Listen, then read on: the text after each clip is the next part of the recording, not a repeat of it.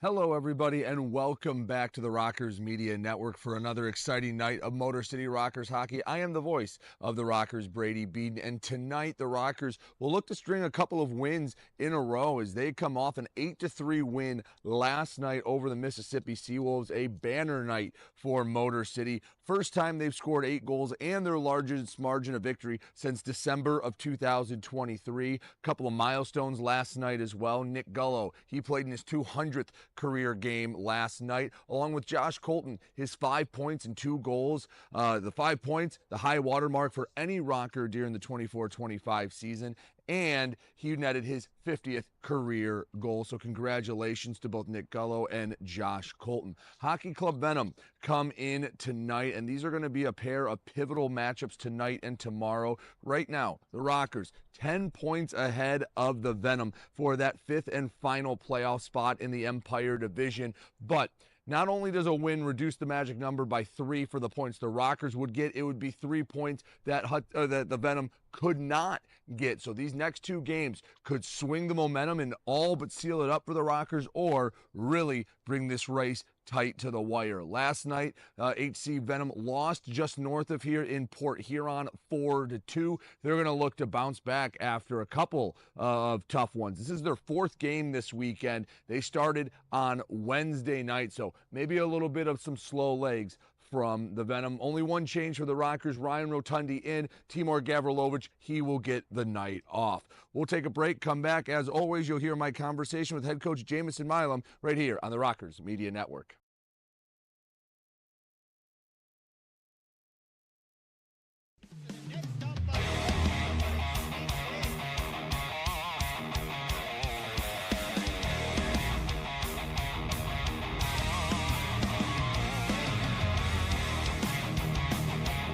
Up in front, shot, scores! Number's now, shot, scores! Here we go, Snitson, and we got a full line roll! FPHL, full line roll! Hell yeah! Hey, band members, follow the Motor City Rockers on social media, on Facebook, X, and YouTube. Facebook, X.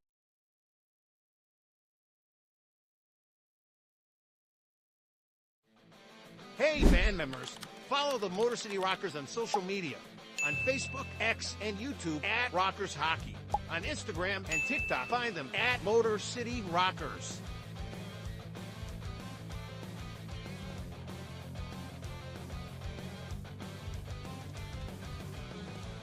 For tickets, schedule, and more, visit rockershockey.com.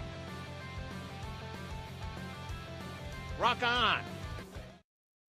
Hi, Avery Smith with Motor City Rockers. My favorite thing about Crunch Fitness is their free weight section. Bench press, dumbbell bench, do rows, about anything you can think of. I'm Chris Buys. We're currently on the IR. Crunch Fitness, it's got a lot of machines, weights, super beneficial for PT, for my injury right now. They got a nice turf over there too, which is super helpful.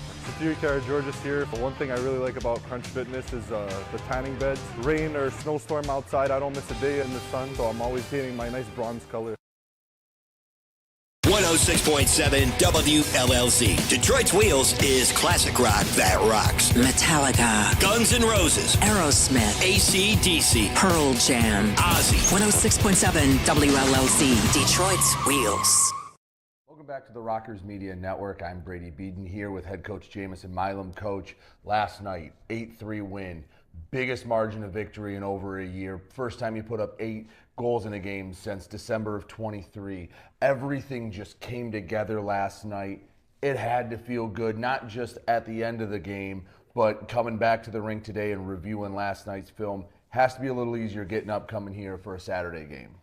Yeah, it was definitely a game, when you re-watch it, you're more finding all the good things instead of looking for, specific things that caused us problems. And it was fun to watch, just everybody going and communicating and, kind of buzzing all over the place. But we have to remind ourselves that that's one of those games, 2 mid-level, bottom-level teams kind of duking each other out. And, we had the upper hand early, so I think that kind of worked in our favor. But it'll be a different test tonight. So can we do what we did yesterday, but add a little bit faster, a little bit cleaner, and, possibly having to throw the body around a little more or take more hits to make plays. So it's a good stepping point. Yes, we can do it. Now can we do it under a little bit of pressure with a little bit of a faster paced game going on? I know they're the obvious guys that stepped up last night. Josh Colton got a season high for the team with 5 points last night. I thought Yegor Kabatayev had a really nice game. I noticed him a lot. Who are some of the guys you saw when you rewatched that stood out and go, he's starting to do things maybe that he hasn't done, or the good things more consistently last night that maybe was a little hit and miss before? Yeah, well, I definitely saw a lot out of Oaks and Hall and Oaks, if you will. And the line shuffle that we're going to see tonight, it's just going to help get offense out of guys who are really on the verge or getting really close or creating things. They just need a little boost in that department. So putting Sneath between those two will add a cognitive level to that line and really bring more out of what the offense and hard work that Oaks and Hall have been bringing to their game. It'll help them get more chances. The more chances you see, the more chances you're likely to score. And then, I thought Ronan had a really just solid game all around. Defensively, he was in the right spot. He was battling when you need to battle, back check when you need to back check. And so putting him with guys like Rivers and Golo, who will take chances offensively, kind of having a solidifying kind of two-way player in between them, who we know they're not going to sacrifice offense with, but maybe gain a little bit on the defensive side. It just fills out the roster really well, and we have 3 good lines rolling, and I'm excited for what we could possibly do here late in the season with all these new parts, starting to figure things out and putting it all together. One thing you said yesterday before the game that I think was kind of prophetic is you talked about in the Port Huron series, they were playing with confidence, you weren't. I think you guys, after you got that first or second goal, you guys started to play with confidence and you started to get some of those bounces. And for the first time, the dam burst and you put up 5 in the first period. On the ice, could you sense it that, hey, the guys are starting to believe in themselves a little more and play with a little more confidence? Well, yeah, like a system, when a coach comes up with a plan or an idea, typically it's the system that he thinks will benefit everybody the most. And what we did last night against a team that is not overly physical and tends to back in defensively, is we used it to our advantage. We have some good puck moving skilled defensemen, and getting them involved on the offense obviously upped our game. So we get pretty consistent scoring from some guys. Now we're kind of spreading it out a little bit, which is always good to see late in the year, and guys are starting to be more comfortable in different positions or moving players around to try and complement other players better or complement the team better. So like being able to have this kind of opportunity late in the season to kind of jumble things up and put guys in different positions is really great. I mean, all the new faces was stressful when we were going through it, but now we're starting to see things come together, and to put it onto a platform where we have a chance for success every night, that's what we're just looking for. Talk about the new faces.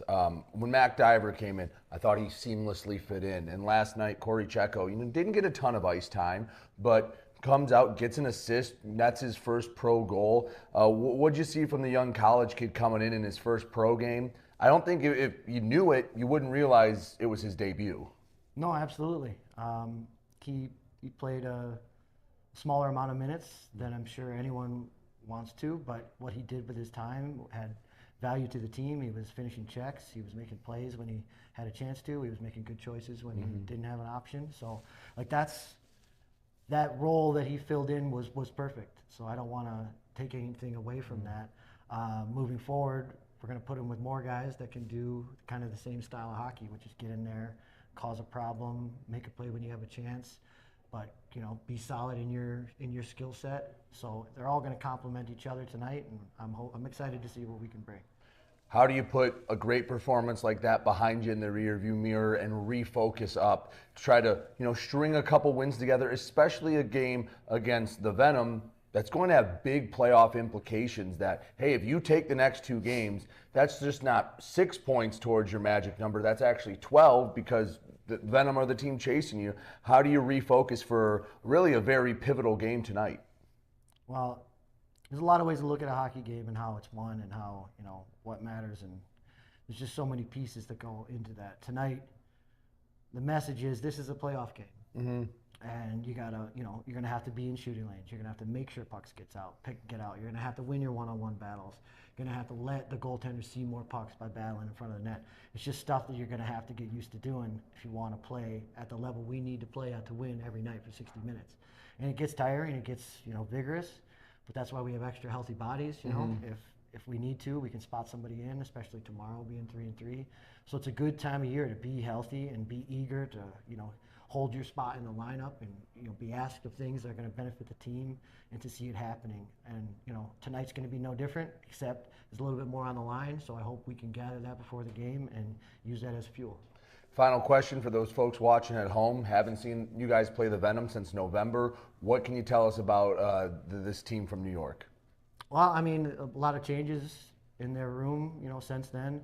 Obviously, they're finding ways to win hockey games, and they've had a close one with Port, last night. So it's definitely not a team you can look past, and we have to make sure that we control what we can control, not give them too much offense because they take advantage of it, and we're going to have to skate all over them.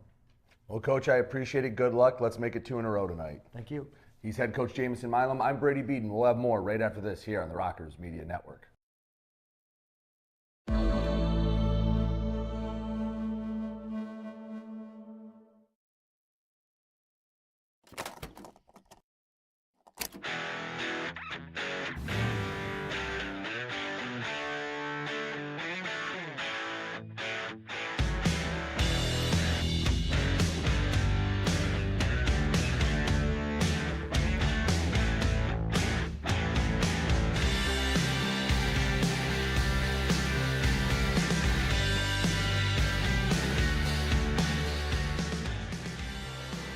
Welcome in live to Big Boy Arena for Saturday night action here in Fraser, Michigan. Brady Beaton with you here on the Rockers Media Network. Before we take another step forward, we have to thank all the sponsors that make this broadcast possible. We start with Park Avenue Productions, producing each and every Rockers game this year, doing a tremendous job. Christian Jackson and crew. We then go over to PSN Technologies. They bring you the stats each and every night. Next up is Crunch Fitness. They will keep your rockers ready for the rink. Yes, Christian, we know Park Avenue Productions does a great job. Crunch Fitness, also great spot to go and keep the rockers ready for game day. And finally, Detroit's Wheels 106.7, rocking all around Metro Detroit. Thank you so much for joining us as we get ready for the second game of the weekend, the first one this weekend for the Hockey Club Venom.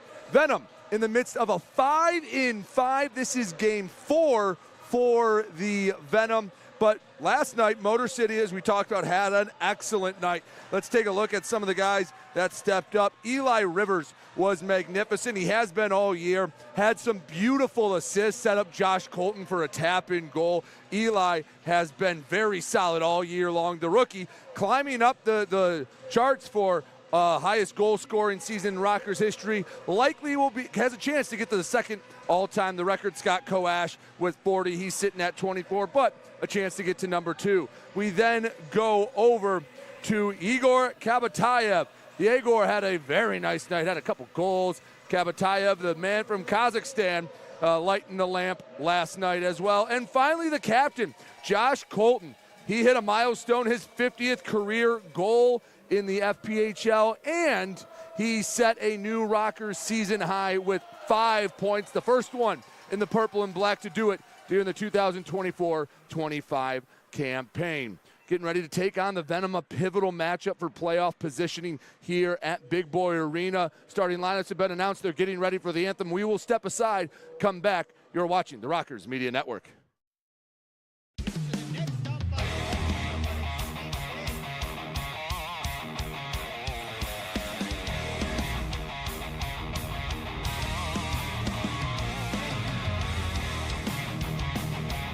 Up up front, shot, scores! Summerfly now, shot, scores! Here we go, Snitson, and we got a full line roll! FPHL, full line roll! Hell yeah! Hey, band members, follow the Motor City Rockers on social media. On Facebook, X, and YouTube at Rockers Hockey. On Instagram and TikTok, find them at Motor City Rockers.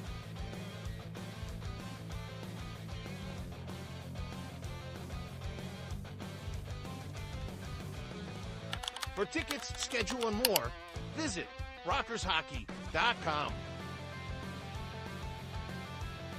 Rock on! Hi, Avery Smith with Motor City Rockers. My favorite thing about Crunch Fitness is their free weight section. Bench press, dumbbell bench, do rows, about anything you can think of. I'm Chris Buys. We're currently on the IR. Crunch Fitness, it's got a lot of machines, weights, super beneficial for PT, for my injury right now. They got a nice turf over there too, which is super helpful. George's here. One thing I really like about Crunch Fitness is the tanning beds. Rain or snowstorm outside, I don't miss a day in the sun, so I'm always painting my nice bronze color. 106.7 WLLZ. Detroit's Wheels is classic rock that rocks. Metallica, Guns N' Roses, Aerosmith, AC/DC, Pearl Jam, Ozzy. 106.7 WLLZ, Detroit's Wheels. Hey, this is Josh Cullen from the Motor City Rockers, and you're watching the Rockers Broadcast Network powered by KE Electric Supply.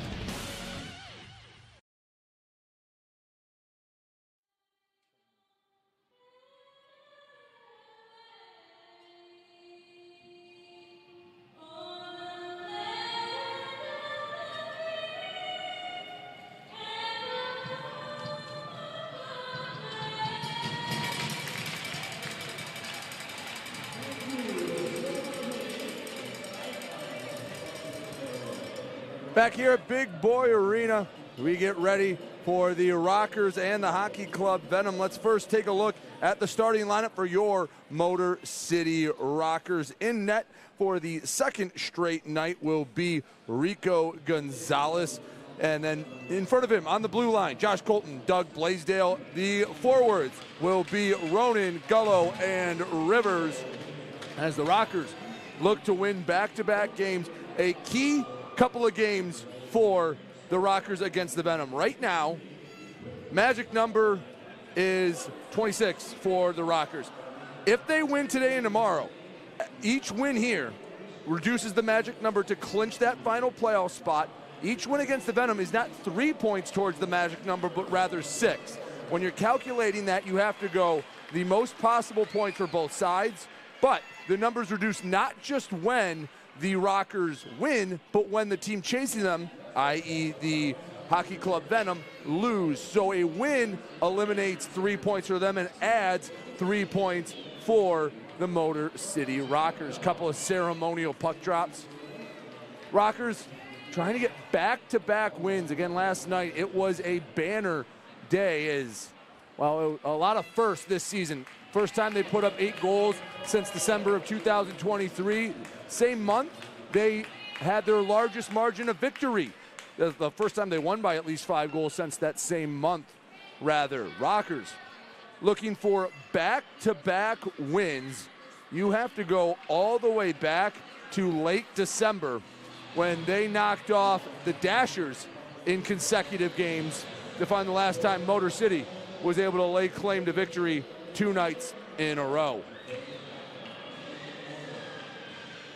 Looks like we're about ready to go. Let's take a quick look at the starting lineup for the Hockey Club Venom. It will be Rahul Sharma in net for the Venom. On defense, be Stephen Ford they have made quite a few changes to the lineup all right, here we go. Now we're getting everyone out there. Stephen Ford out there on defense alongside Connor Craig. Winning the draw will be Jonas Lees. A lot of different changes to numbers, so pardon me if it takes me a minute or two to settle it down for the Venom. Motor City has it in their own zone. Eli Rivers, he's pressured by Jonas Lees.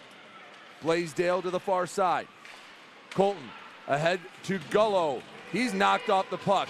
Ronan comes in backhanded, and an offsides call just 26 seconds into the game draws the whistle. And fans, if your hair is offsides, make sure you head over to Great Clips. They will keep your hair on side. Located in Warren, Roseville, and the in the Meyer across from Big Boy Arena. Great Clip's the official hair cutter of your Motor City Rockers. Off the draw. Motor City controls it. Blaisdell back to Colton. Sauces it across. Lees breaks it up from between the circles. Shot punched away by Gonzalez. Blaisdell keeps it in deep. Slides it to Rivers. Over to Ronan. In just his second game in the purple and black, Ronan didn't record a point last night. Noticeable. Gullo looked to the middle for Rivers. Knocked back to Josh Colton. The captain settles down to the far side. Flick of the wrist goes wide of the net. Colton back to the far side once again. Another shot. That one deflected into the belly of Sharma. 18:56 to go. 1-0. Hudson Valley, 0-0 in the first period as the Hockey Club Venom make a change.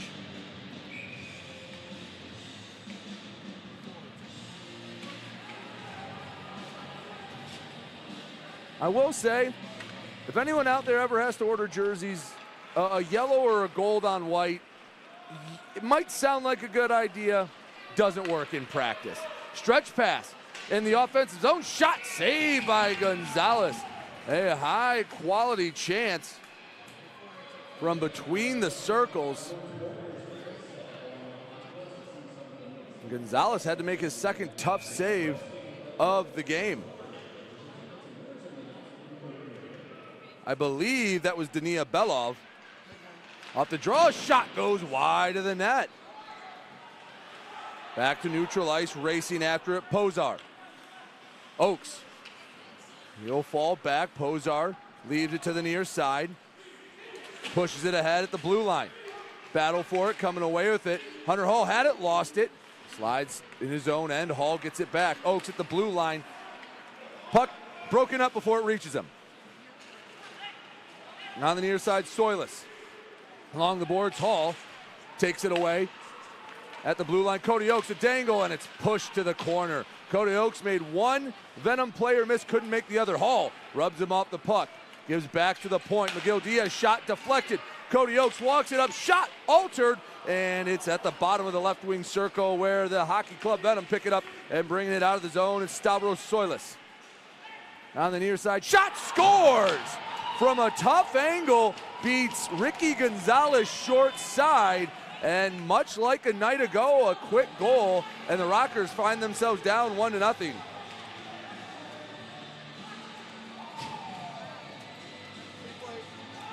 I don't know if Gonzalez was ready for the shot. There wasn't much room, and Soilis found it for his fourth of the year.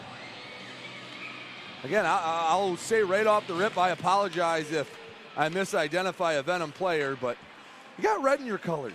Use that for the numbers, guys. You can have a nice gold outline. It looks sharp, I promise. And people can read the numbers. Brad Ryder at the red line. Hops it. It's pushed away by Sharma. It's 2.5 minutes in. The Rockers already down a goal.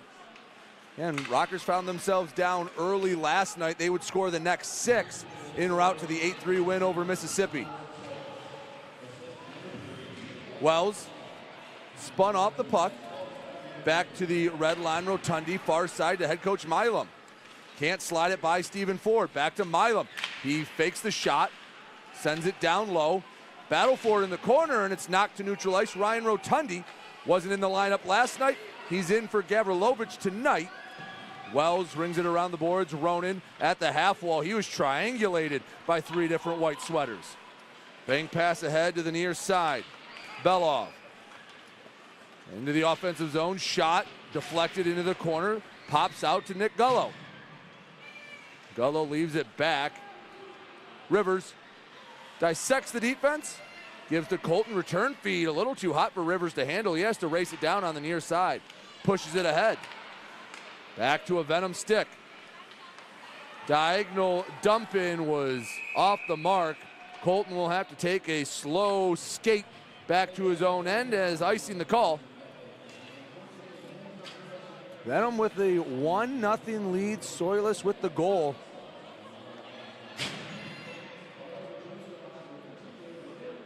That goal officially in the books as Stavros Soilis from Nikolai Salov.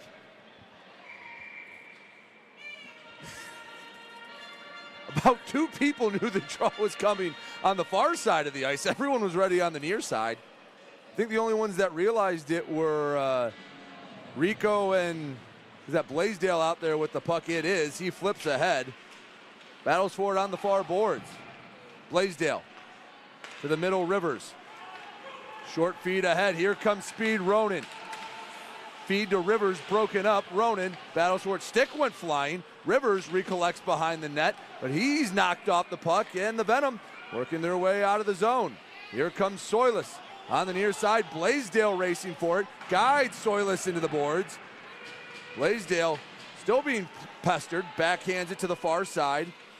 Rivers gets it on the tape. But the Venom playing a much more physical brand of hockey than Mississippi did a night ago. Might take a minute to adjust for Motor City. D-to-D pass.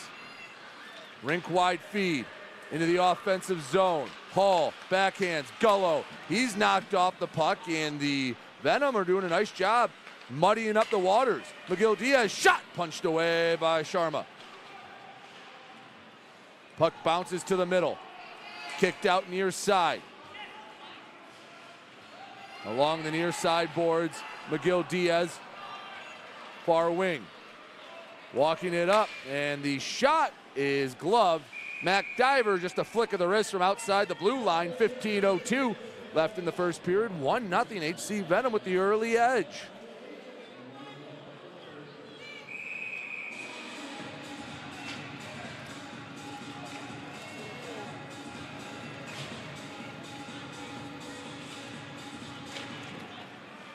Off the draw. Back to the Rocker logo, McGill-Diaz. Diver fought the puck a bit, working into the offensive zone. Sneath pushed it ahead. Hall couldn't get there in time, and the Venom possessed the puck again. Off the low glass, McGill-Diaz smacks at it. Oakes has to touch up. Venom, you wouldn't be able to tell they're playing their 4th in 4 nights. The energy they've come out with, we'll see if that can persist through the entirety of the game. Into the corner. Back behind the net, McGill-Diaz trying to get the puck back. Banks to the point. Ford, shot, gets knocked over into the corner. Delayed call coming up.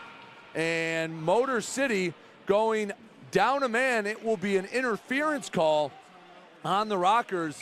They didn't get a power play last night, and they'll start tonight down a man. 14:18 to go first period. The Venom have already struck once thanks to Stavros Soilis. McGill-Diaz to the box will have the penalty kill when we come back. You're watching Motor City Rockers hockey.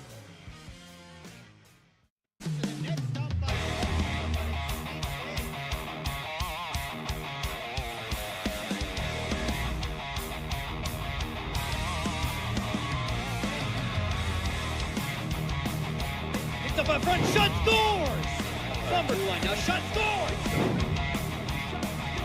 Here we go, Snitson, and we got a full line roll! FPHL, full line roll! Hell yeah! Hey, this is Sam Gagnon from the Motor City Rockers, and you're watching the Rockers Broadcast Network powered by KE Electric Supply. Go Rockers! 14:18 to go in the first period, and Nick McGill-Diaz disagreeing with the official. It's been a discussion this whole time. He's been very vehemently protesting the call, saying that's balderdash. That we shouldn't be going down a man.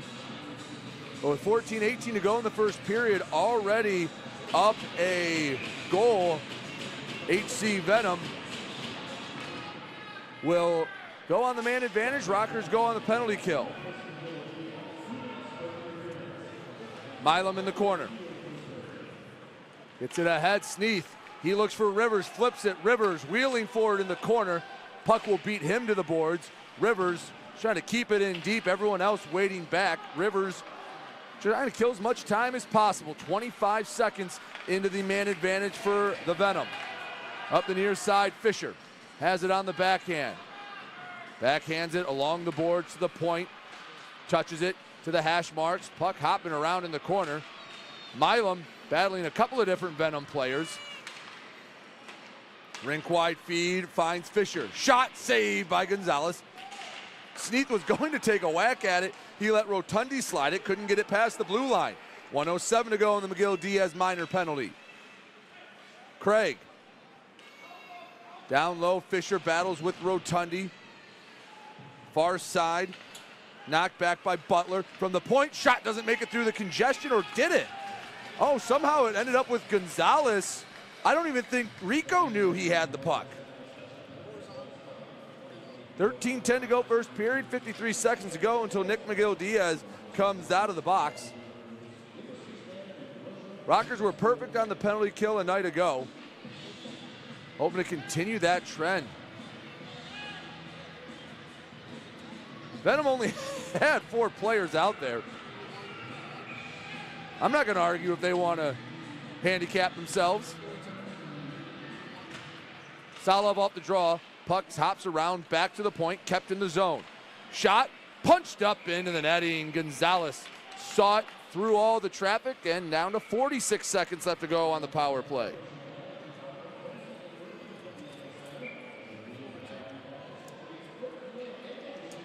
One nothing HC Venom. Trailing by 10 points to the Rockers. They did control their own destiny a night ago. Now, with the loss to Port Huron last night and with the win for Motor City in regulation, they have to get a game this weekend, or they have to get the majority of the 6 points this weekend to get back in control of their own destiny. They're off to a good start, up 1-0. Motor City going to need to find a little momentum. Going to start with killing the rest of this 20 seconds.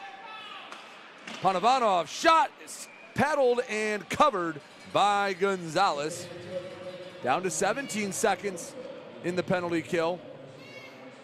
Hall and Oakes come on for Motor City. They'll keep the D pairing of Colton and Blaisdell.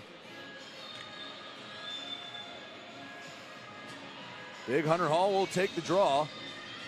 No, he won't. He gets the boot. Cody Oakes, his replacement. Puck slides to the near boards, out to the point. Panovanov left side, shot saved. Gonzalez doing a real nice job controlling the puck. He's handled 3 or 4 shots already. No rebound, even though there's a few white sweaters crashing to the net. Doing a nice job of absorbing everything and being very soft with his pads.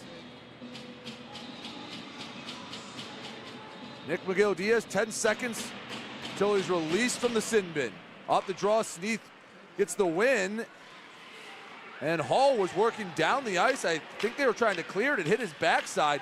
Eventually, the Rockers get it down the length of the ice, and here comes Nick McGill-Diaz. He comes to the bench. Mac Diver replaces him, and we're back to 5-a-side hockey. Venom holding a 1-0 lead 8 minutes into this first period. Stavros Soilis, he beat Gonzalez on the short side. Very patiently waiting Stephen Ford. He's got nowhere to be.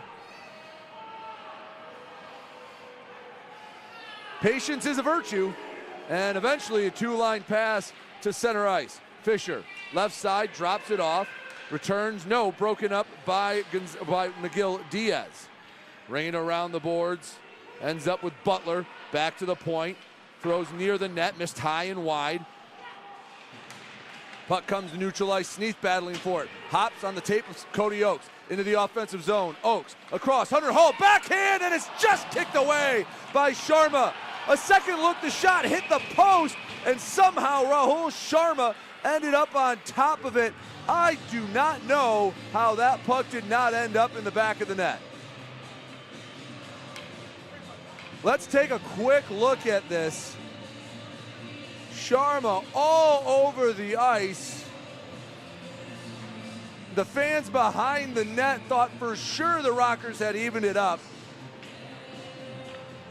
The sound of the iron can either be the best friend or the worst enemy of the netminder. That time Sharma, well, he has to thank that near side goalpost for the score staying 1-0. He did make a great initial save, however. Tip of the cap for that. Venom into the offensive zone to the near side. Slides it parallel to the end line. Banks back out forward. Put it back in deep. Centering pass taken away. Kabatayev on the near half wall. Brad Ryder. He's being pestered Miguel Diaz over the first two lines. He'll flip it over the third. Racing down, Tristan Wells. Couldn't get there first. Battle in the corner. Wells comes away with the puck. Backhands it between the hash marks. Milam trying to keep it deep in the zone. Able to knock it off the end boards. Wells comes back away with it one more time. To the point, Milam one-timer, deflected, second effort, and another save. Puck still loose. Shermer doesn't know where it is. Scores!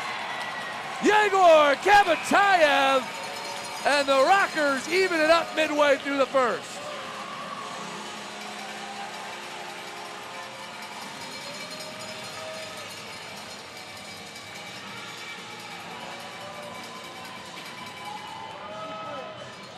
Take another look, a scramble, and this time the post doesn't bail him out. Kabatayev walked it in, and, well, Sharma on the ice. And one for Kabatayev, took some contact as he buried it. 1-1 hockey game midway through the first. Kabatayev nets his 10th of the year. Venom control it off the draw. Pass out in front, and two looks at it. Gonzalez makes a pair of saves. Milam behind the net, flips it with the backhand. Out of the zone, Rivers, Ronan, across the blue line. Brennan Ronan puts on the brakes, whiffed on the pass, and that will end the threat for Motor City. Here comes HC Venom. Puck hops, and Gonzalez gloves it. Will elect to hold onto it. 9:33 to go in the first. Kabatayev evens it up. 1-1 hockey game. We'll step aside. You're watching Motor City Rockers hockey. Hey, band members, follow the Motor City Rockers on social media. On Facebook, X, and YouTube at Rockers Hockey. On Instagram and TikTok, find them at Motor City Rockers.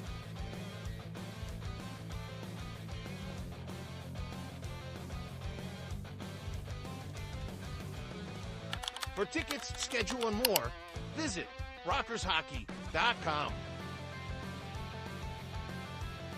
Rock on!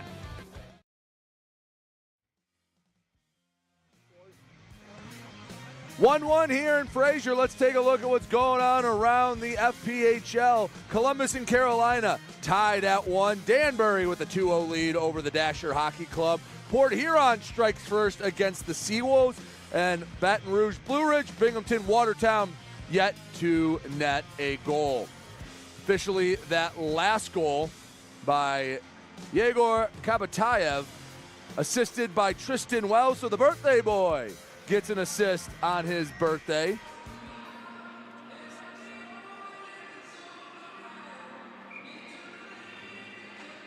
Off the draw, clean win for the Venom. Slides near side, Connor Craig.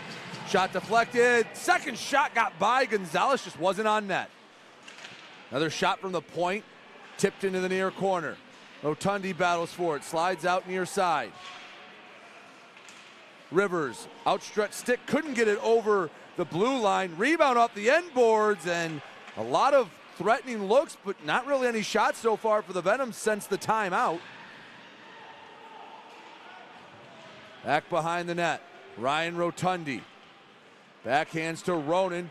He sends ahead for Rivers. Gullo, all he could do was get a piece of wood on it, nothing more. Connor Craig over the red and the blue. Shot deflected. Milam got his way in it, and then he smacks it over to the half wall.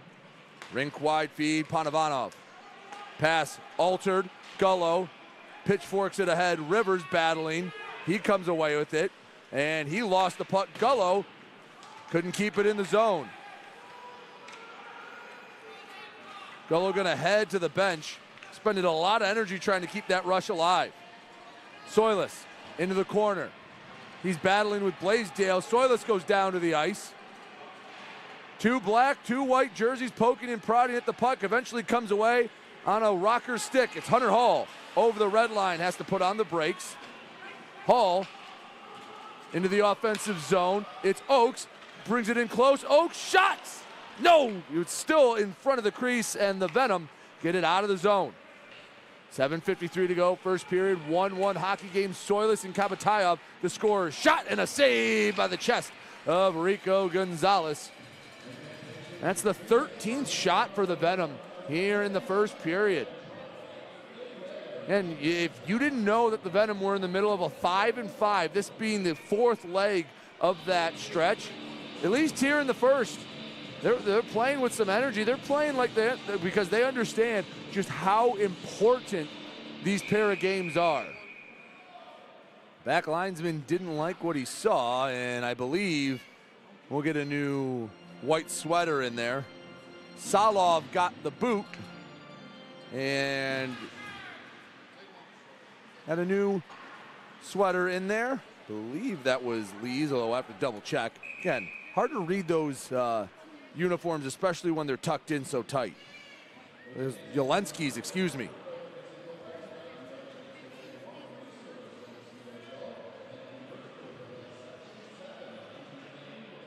After the icing, draw in the Motor City end.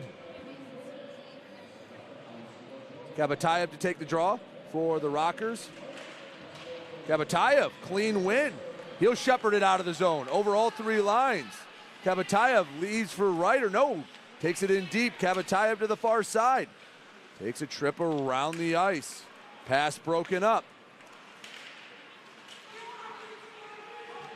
Back into the Rockers zone. Along the near side boards. Waiting to see who comes away with it. A bunch of different bodies flying in there. Slides over to Josh Colton. Couldn't find the stick. And an icing called. Checo.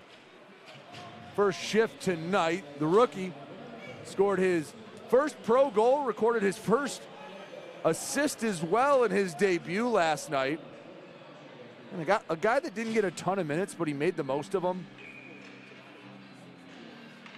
Hope that those college guys can take a step and learn to grow. You look at the history of what the Rockers have brought in college-wise, and it's worked out pretty well. Year one, Rico Gonzalez was a guy brought in at the end of the year and struggled a little bit, but eventually grew into it. Avery Smith last year. This year, Mac Diver and Corey Checo have been additions that have kind of seamlessly fit into the team. They're not going to come in and light the world on fire, but you see a lot of potential for guys like them. Rivers at the half wall, tried to center to Gullo. Goes back, Rivers over to Gullo, walks it into the circle to Ronan. No, couldn't settle it down. Here come the Venom. Over the near side, Belov dumps it in. Backhand by Gonzalez to keep it behind the net. 6:14 to go, first period, 1-1 game. Rockers found the equalizer with Igor Kabatayev. Miguel Diaz to Gullo. Over center ice. Gullo lost it into the attacking zone. Soilis, shot, scores! Soilis found number 9, Nathan Butler. And the Venom take the 2-1 lead. That turnover in the neutral zone, you could sense the danger coming.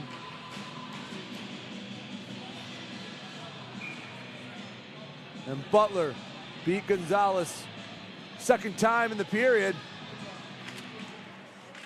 And the Rockers find themselves down a goal once again. Puck goes out of play. Get a neutral zone draw once more.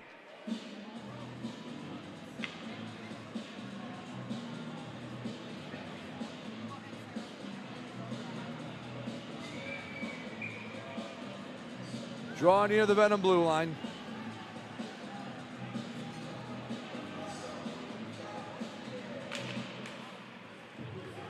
And HC Venom controls it off the draw, near side.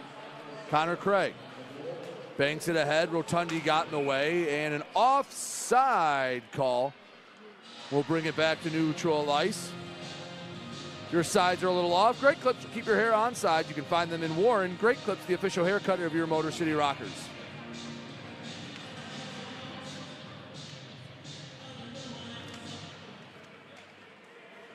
Slow off the draw. Eventually, the Rockers get possession of it. Oakes Short feet ahead, Sneath into the offensive zone, leaves for Hunter Hall, right wing circle. He had a pair of Venom players out in front. Oh, shot denied by Sharma. Milam ahead to Hall. Takes it to the corner, backhand looking for Sneath, back to Milam. Shot, knuckles wide of the net. Misfired, and Milam keeps it in, flips it near the net. Sitting in front of the crease, shot saved. Back Sneath, another shot and losing his stick. Rahul Sharma covers it up, and it stays 2-1 Venom. 5:05 to go in the first period.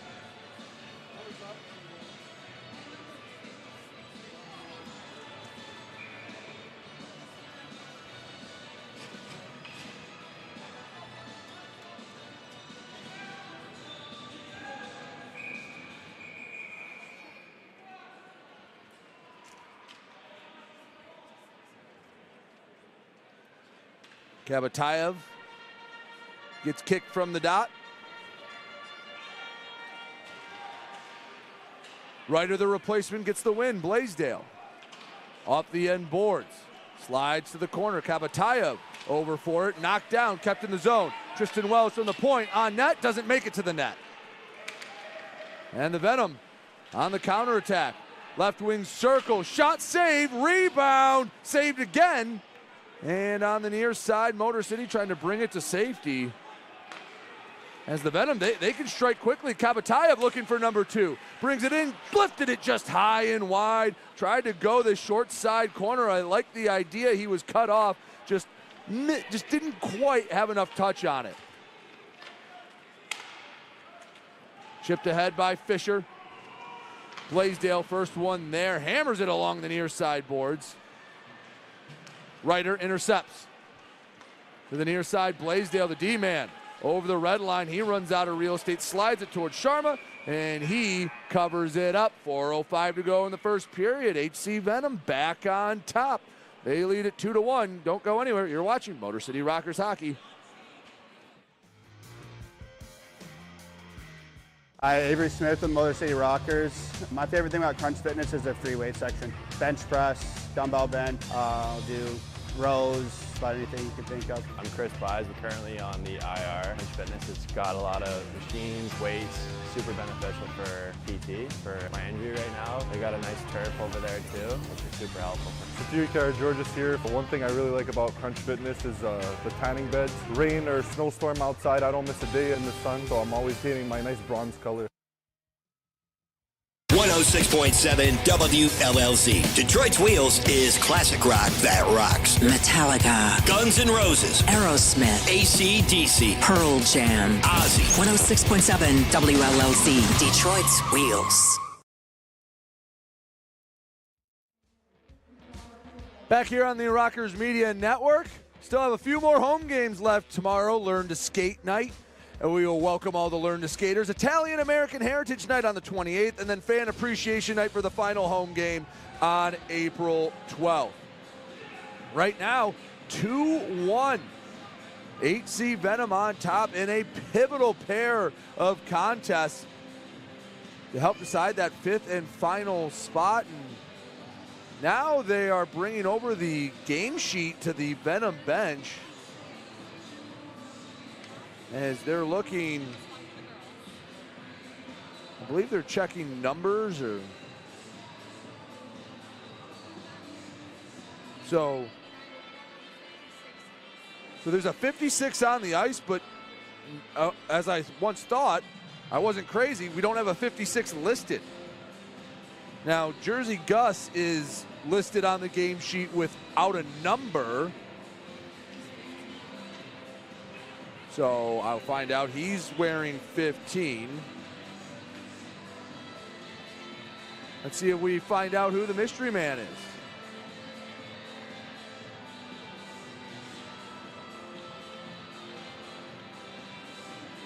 Would help me out. Again, numbers are hard enough to read. I don't need a big question mark in there either.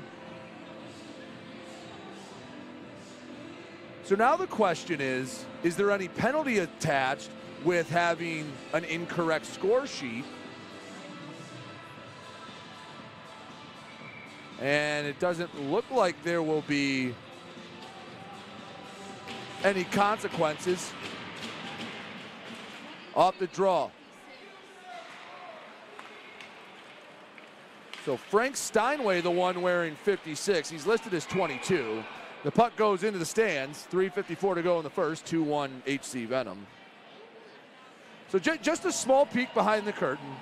Print out the game sheet, the official game sheet from the Fed site, not one that I made at home or, no, this is from the official Fed site. We had 1, 2, 3, 4, 5, 6, 7 different number changes from when this was printed out at about 4:35 p.m. today.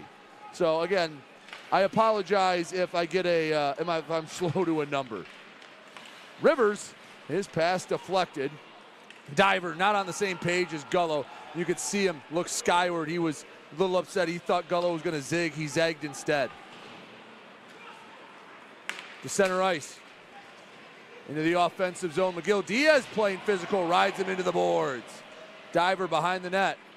Outlet far side Gullo. Flips it with the backhand. Collected by Ronan to Rivers into the offensive zone. Rivers, he's pushed on to into the near side boards. Gullo keeps it in deep. Rivers behind the net. Quick return Ronan. Spins back. Surveys the scene McGill Diaz. Shot. Kicked aside by Sharma. And the Venom trying to alleviate the pressure off the middle of the glass. It'll hop over all 3 lines. The Venom will get a change. Quick feed ahead to Rivers. He waits for the Rockers to complete it. He sends it in deep. He'll go to the bench. Sneath chasing. Turned over. Oakes in the corner spins off the puck. 2 white, 2 black jerseys poking, prodding, digging, mining, whatever they can do to make that puck squirt free. It does. And into neutral ice. Picked up. Soilus. Left side shot. Rebound was sitting between the hash marks. And Rotundi guided it to safety for the moment. Sneath in the corner. Venom playing again much more physical than what the Rockers saw last night with the Seawolves, and I think it's taken a little bit of an adjustment. Milam, he leads the charge. The coach can't dangle around the defense. Hall sent it near the net, never really made it close to Sharma. Icing waved off. 2 minutes to go, first period. 2-1.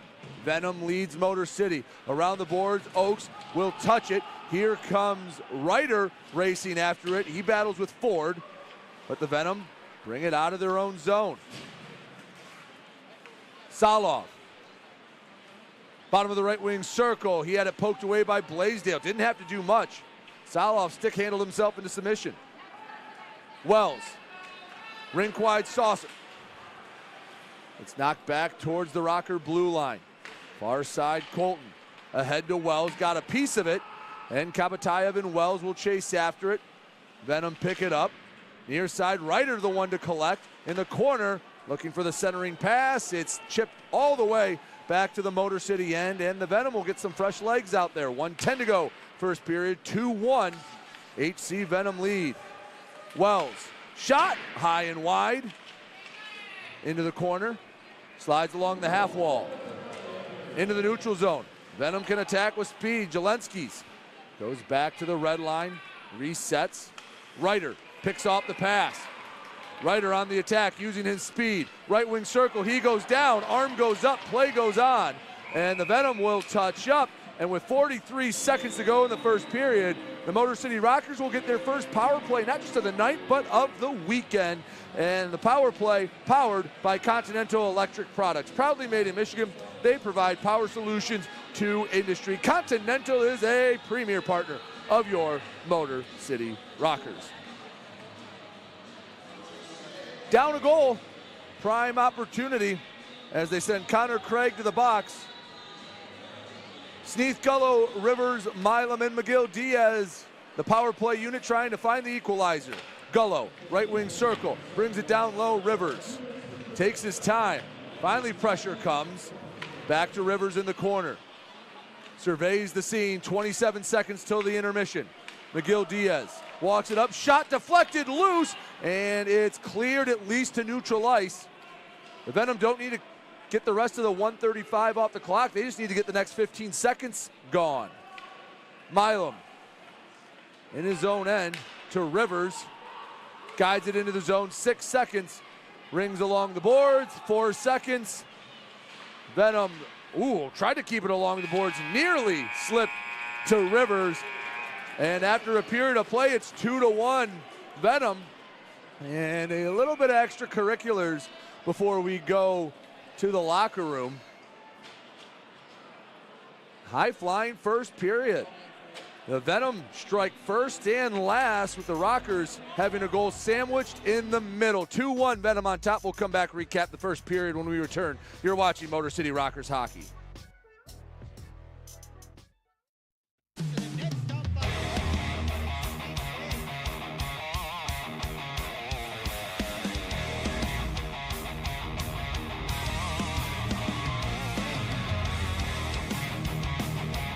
Up in front, shot, scores! Number line now, shot, scores! Here we go, Snitson, and we got a full line roll! FBHL, full line roll!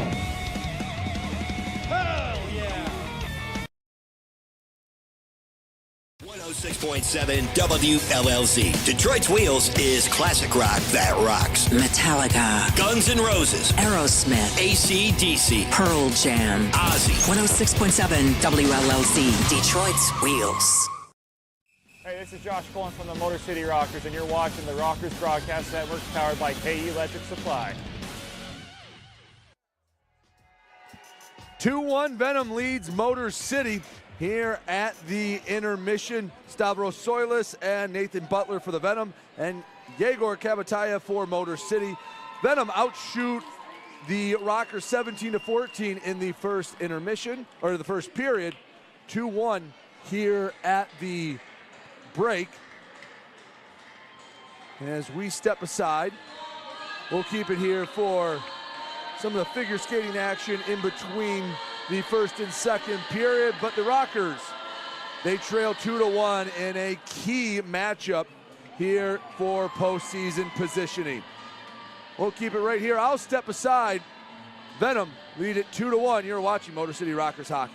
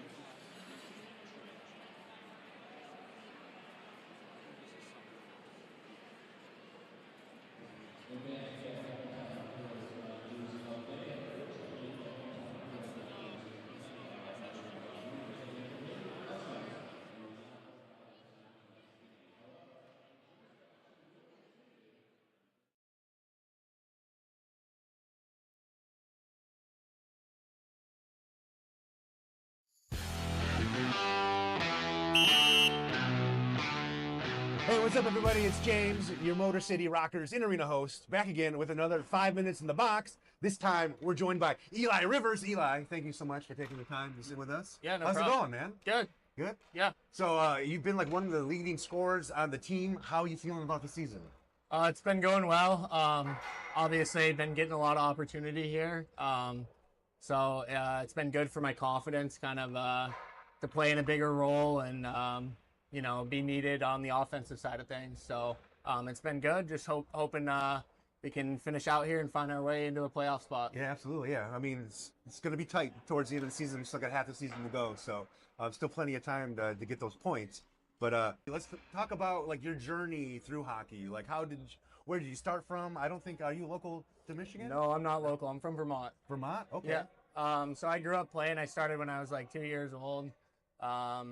My dad played hockey. My grandpa played hockey. Everyone was involved in hockey. You come from a long line of hockey players. Yeah, so the pressure was on. My older brother played as well. So I was in skates as soon as I could. I had a hockey stick in my hand when I was a baby. So that's crazy. 2 years old. So I have a 2-year-old son. I can't even like grasp the concept of him like trying to ice. I can't even get him to like leave the pantry like when he wants candy. You like, I don't even know how you could like direct a 2-year-old, you know, to skate and all that stuff. So that's an impressive to come up and started so young. Yeah. Besides hockey, like, so what do you do when you're not on the ice playing hockey? I just hang out. I got a dog at home. Okay. So I hang out with my dog. I'm at the apartment with Trevor, so he's got his dog there. Okay. So we got You got nice. the dog bonding there. Yeah. What kind of dog? It's a pit bull as well. Pit bull? Nice. Yeah. Yeah, So I have a pit bull as well. So yeah. The most cuddly creatures you could ever the best. encounter. They're like Velcro. Yeah, absolutely. What's your dog's name? Bo. Bo? Yeah. Very nice. I like that. That's a great name for a dog. Do you do anything? Like, do you play video games? Do you watch pro wrestling? Like No pro wrestling. Oh, you watch no pro wrestling? No pro wrestling, but don't judge. I don't. No, I don't. But I watch a lot of hockey. Okay. I do play video games, but not religiously. What team do you root for? You know what? I'm a Canadiens fan, so Okay. Vermont's kind of split 50-50. There's a lot of Bruins fans there, being in New England. Yeah. But we get access to CBC, so you get Hockey Night in Canada and Vermont. So I grew up watching Don Cherry. Don Cherry with the crazy ties? Oh, yeah. So my dad was a Canadiens fan, so he just put it on me. So I'm New England everything. I'm a Pats fan, Okay. Celtics, Red Sox, but when it comes to hockey, I'm a Canadiens fan. So okay, that's very cool. That's very cool. So gaming, what kind of games do you play when you are playing? Mostly sports games, a lot of chow, yeah. Okay. So a lot of hockey. You live it, like you breathe it, you play it, like you're always like hockey 24/7. Yeah, pretty much. Very cool. You into any kind of crazy foods? No, but I do like to cook.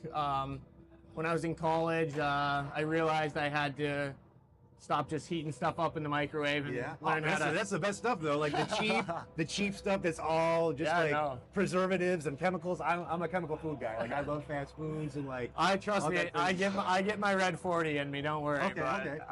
So what's your favorite dish to cook? I love steak. Steak's my favorite. Okay. Yeah. So I do a little ketchup, right? No ketchup. No. Do a little compound butter on there and. A little steak and rice, that's the best. Oh, fantastic. Get the protein, you get the carbs, so that's probably helps you out on the ice as well. Absolutely. So if you weren't playing hockey, what do you think your career would end up? I was actually kind of debating playing or not this year. I just finished up my degree last year, and I had a lot of opportunity this year to coach some hockey. Okay. And kind of last minute, I decided I wanted to get out there and play one more year at least. So I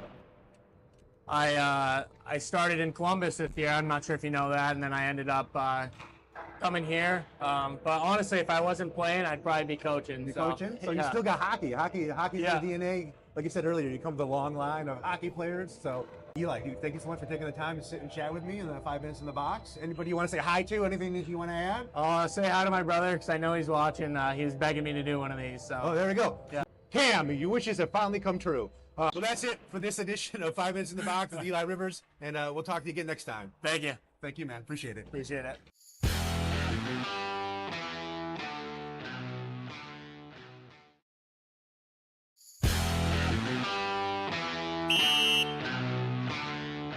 What's up, everybody? It's James Campbell, your Motor City Rockers in-arena host, back again with another 5 minutes in the box. This time, I'm joined by the returning Nick Gurro. Nick, how's it going, man? Oh, it's going well. Excited to be here. Happy to do this, and let's rock here. Yeah, absolutely, man. So, first game back as a Rocker this season. For those of you who don't know, I think you played on past seasons. Yep, last season. Last season. So, last season, you were a part of the Rockers team. First game back, scored the game-winning in overtime goal against the Port Huron Prowlers. How's that feel, man? Exciting. I mean, most importantly, we got the win, right? And I think it showed a lot of resilience in our group coming back down 2-0 with, I think, under 4 minutes left. And obviously, it feels good to make a contribution. I guess it is a new team.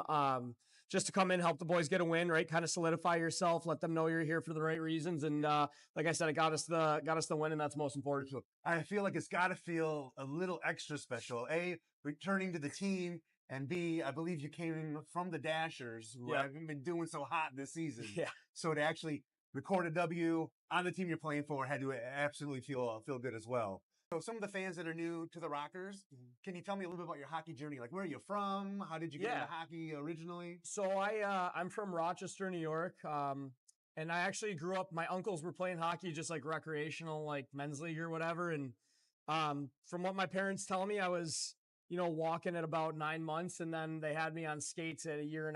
And no way. Wow. Yeah. And I was like pretty typical, like skating on a pond or on a frozen parking lot as a kid. And it's honestly my earliest childhood memories are playing hockey or skating. And I was your typical kid, messing around the house, always had a hockey stick in my hand. It was always on the TV, and went through my local youth, like learn to skate program, and went through travel programs, traveled a little bit. I left home at 12 years old to go live out of town to play for a better youth program, and juniors, college, and now pro. So the rest is history. But to say it's been my whole life is pretty accurate. And I'm sure later in this video we'll get to what my business is now outside of hockey, which is still involved in hockey. But for sure, it's been everything I could have ever dreamed of and wanted, and I'm just happy that I've been part of this ride. That's awesome. But yeah, you mentioned it, so tell us a little bit about what do you do when you're not on the ice playing hockey? Yeah, so when I was in high school and college, I started helping out with just private lessons at my local rink, and as I've gotten older, I progressed and found that this is something that I have a knack for, and I really like to do it. So me and one of my best friends, we started our own business this summer called Hire Hockey. For the fans to check that out, get a plug, hirehockey.net. And basically what it is, it's an online mentorship and video analysis for kids from 8 years old all the way up to Division I or Olympic hockey players. Very cool. Just to go into a little bit about it, we'll clip their games and basically like what coach would do with us.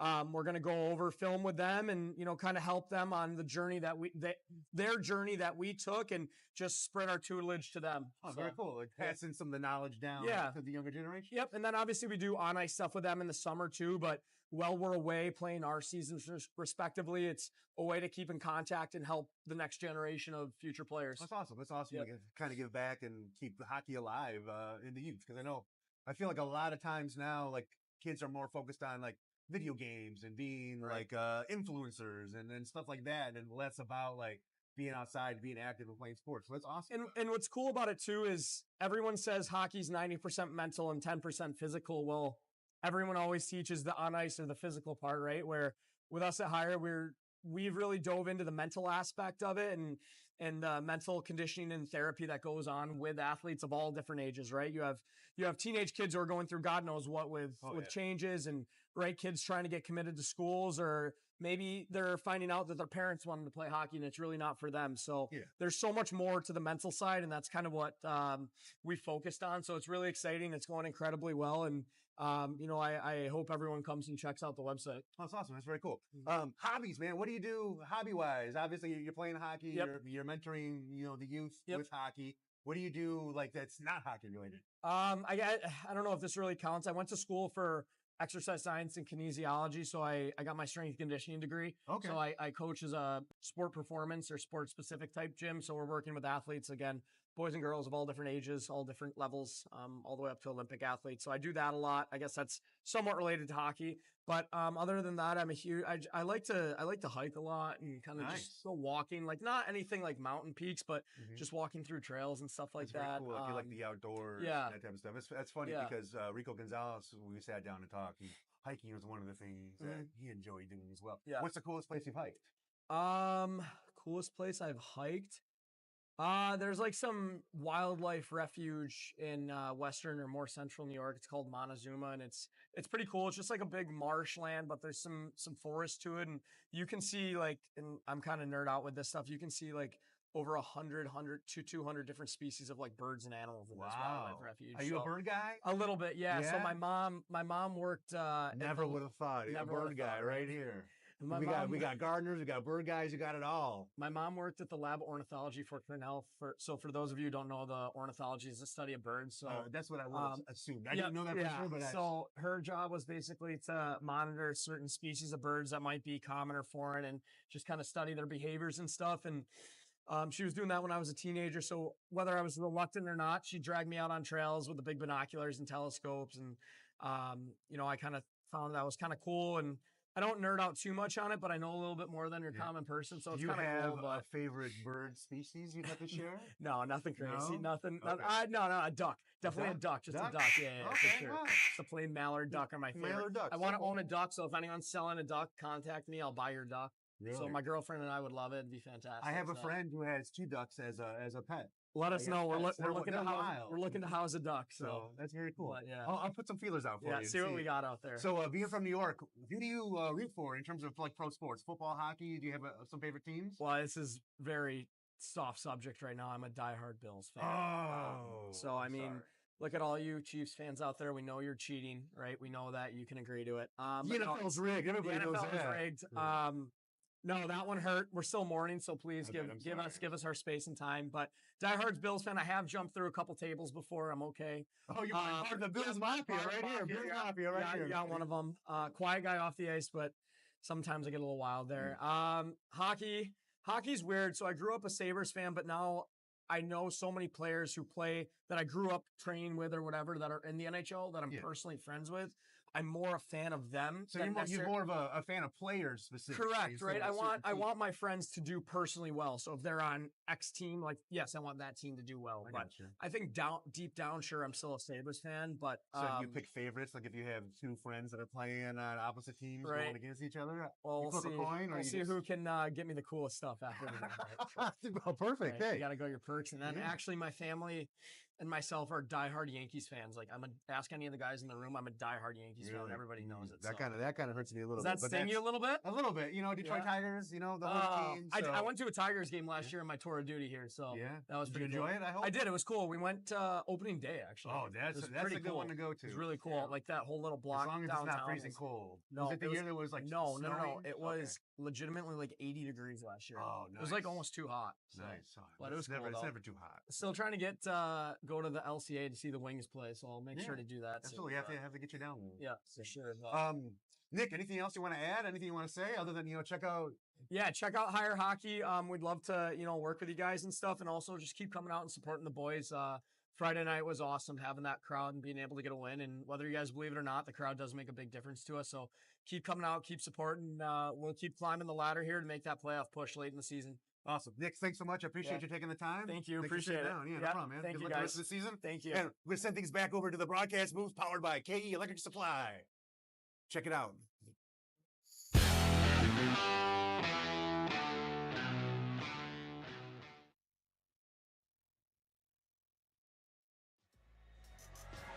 Back here on the Rockers Media Network. Appreciate you guys sticking with us through a slightly longer intermission. A very fine display from our figure skaters. Amanda and her family did an amazing job. As we get ready for the second period, it is 2-1 Venom. Second period is known as the period of the long change, so naturally the perfect drink to go with it, the long drink. Sparkling refreshment, real liquor. Try one today as the long drink presents tonight's second period. Now, there will be some carryover penalty for the Venom. Rockers can win the first draw, can build some momentum and try to even this one up in the early stages of the second period. Again, if you're just joining us, it was Stavros Soilis and Nathan Butler that got the HC Venom squad going. Yegor Kabataya from Tristan Wells for the purple and black. 1:17 left in a power play for Motor City. 20 minutes on the board as we start. No, we do not start the middle period. I was in a groove there. Come on now. You can't hold on to that puck. Now we start the second period. On the attack right away. Rivers spins back, leaves the puck on the half wall.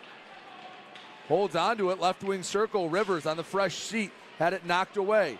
Rivers tries to soccer it around. Milam pinches up, waves at it, back to neutral ice. McGill Diaz, he's pressured on the near side by Lees. Diaz backhands. Milam will have to retreat to his own zone. 50 seconds left to go in the Continental Electric Products power play. Ronan onside, left wing circle. Brennan Ronan spins back 40 seconds to try to find the equalizer. Up a man. Milam at the point. Near side, McGill Diaz. Milam back, gets the back, scores! No! Offsides, they're saying. The puck came back out. The blast from Milam beat Sharma, but the whistle called it offsides. Let's get another look. It was close. If we can go back just a hair, does this puck ever go completely over the blue line? You can't tell. Nick McGill Diaz's stick blocked it out. So inconclusive, and unfortunately, the coach doesn't get the equalizer. Colton, diagonal dump in. Ryder from the corner. Pushes it ahead. Wells has it. 16 seconds to go in the man advantage. Colton at the point. Surveys. Takes his time. The captain feeds ahead. Ryder. Left side. Blaisdell to the middle. One-timer broken up.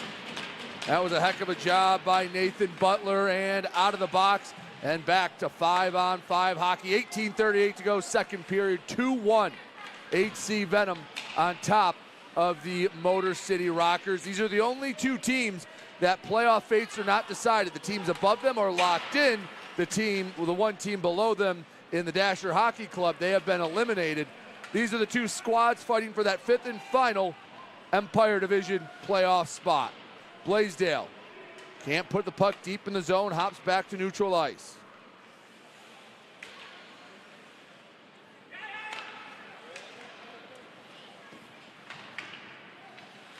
at the blue line. Puck gets sent in deep. Racing after it, but the Venom working the breakout. Ryder, an obstacle at the blue line.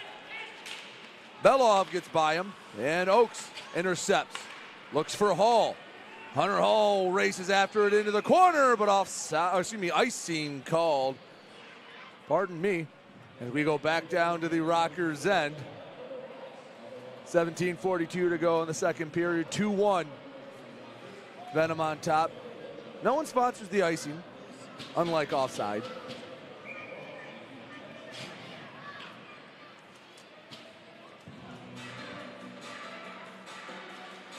Off the draw. Puck bounces around, slides bottom of the right wing circle.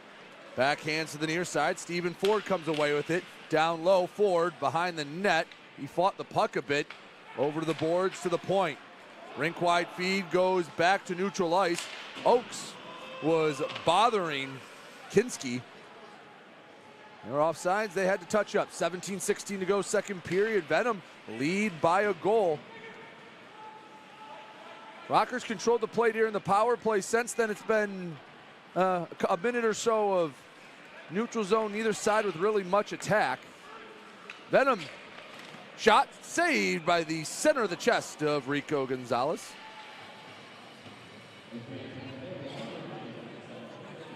Both sides will send new units out onto the ice. For the Rockers, it's Rivers, Gullo, Sneath, McGill Diaz joined by Mac Diver. And what I can tell for the Venom, try to locate every number. I believe on the draw, that was, again, hard. Do not, if you ever print jerseys, do not put yellow on white. For my sake, and for any other broadcaster out there. Panovanov, I know that's him with the puck behind Sharma. Two-line pass touched by Fisher. Gonzalez plays it out of the crease. Off the low glass. Sits in that far circle. And the Venom keep it in the offensive zone. Spinning around. Working for that puck. Comes back. Rink wide feed and Hall sends it out. Oh, and a couple fans get a scare and a souvenir. That one hopped off the top of the glass and gave a fright to some of the fans sitting in the premium seats.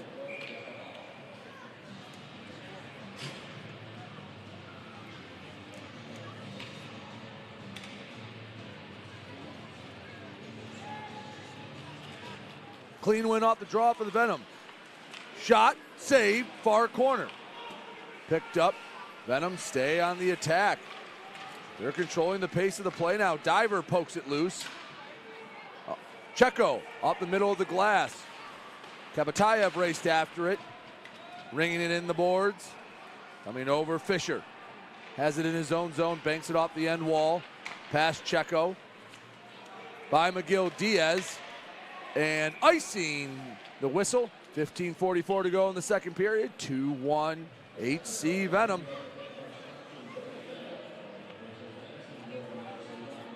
Rockers haven't won consecutive games this calendar year. They have to go back to late December when they won 2 games in a weekend against the Dashers. Beat Mississippi by 5 last night. They trail 1-1 here tonight.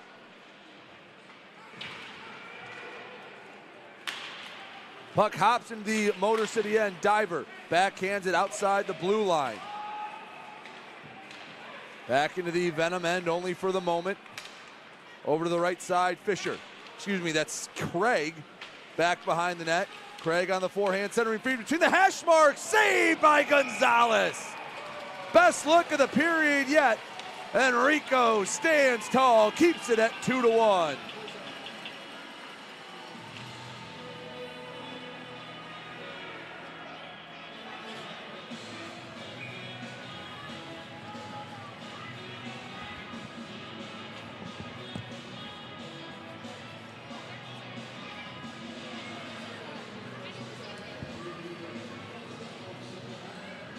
Draw on the Rockers' end.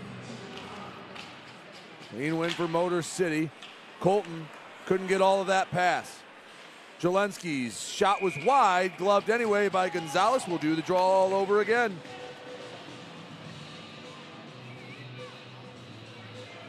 Motor City struggling to find a groove right now.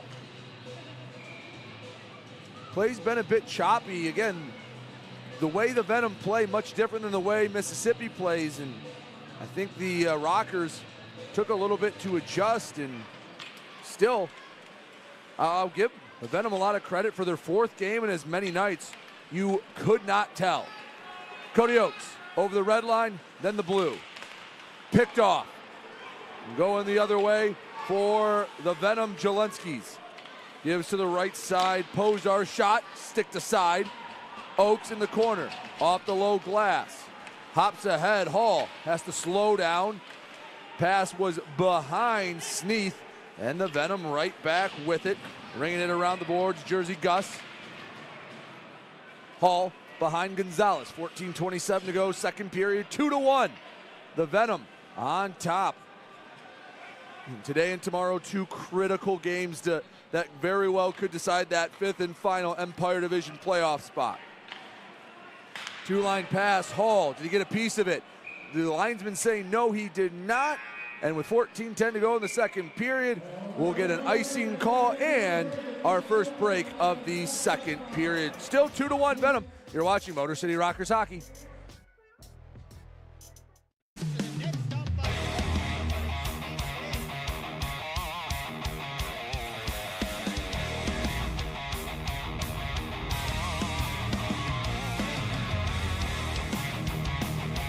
Picked up by front, shot, scores!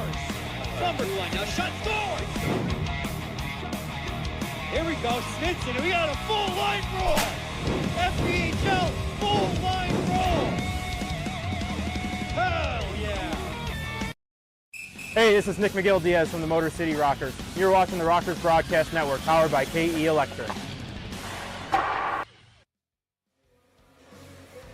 Back here on the Rockers Media Network, folks, if you need anything, any sporting event or something, live production, reach out to Christian Jackson, who runs Park Avenue Productions. They produce each and every Rockers game this year, and as you've seen as the year's gone along, slowly we've made strides. If you go back and look at game number 1 to game now, it is a world of difference. Whole crew out here has been wonderful with moving parts. Hopefully, the rest of the second period, a little more wonderful, is again they're going to talk on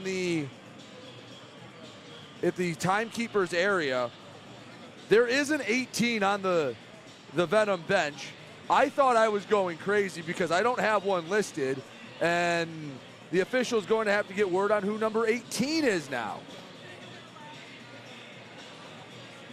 Tomorrow they might as well just print a blank game sheet and have them write their names in.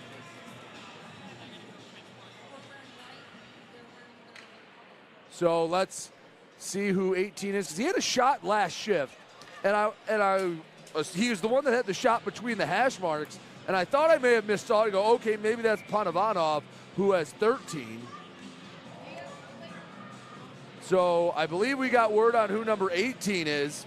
So that would make, I believe, 8 number changes. And play is resumed. Rockers in their own end, chasing a goal. Gullo flips it with the backhand, only a short waist. Soilus takes it away. He got the scoring started back in the first period in his own end. Stavros being chased by Ronan. And he goes down, and that's a pretty easy penalty call. Eli Rivers is destined for the sin bin. 6-on-5, and the Rockers can touch up. At the point, Soilus deflected, and Motor City able to draw the whistle. 13:31 to go in the second period, and Eli Rivers going to the penalty box. 2 for hooking.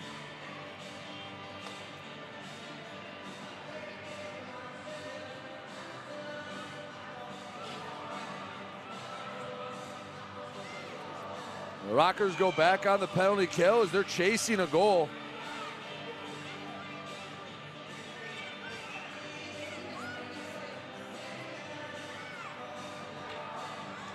So, excuse me, it's Caleb Kinski wearing 18. The Venom on the power play. Connor Craig on the far side. To the point. Posar, shot gloved by Gonzalez.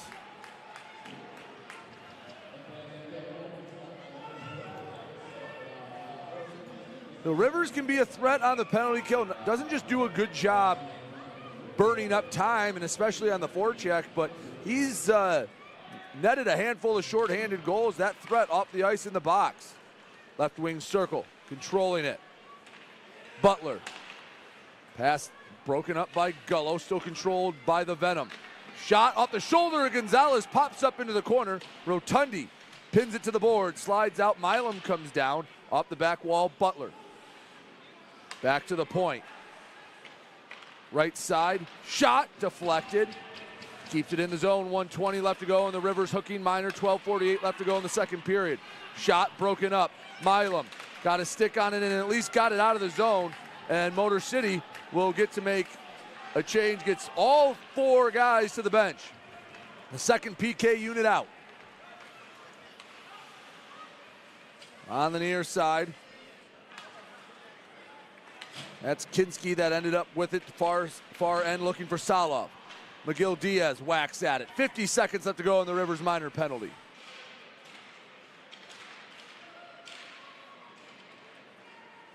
Kept in on the near side by Craig. Diver slashed at it. 35 seconds till we return to 5-a-side hockey. Panovanov. Across to the near side for Salov. The point shot deflected. McGill Diaz up to Oakes.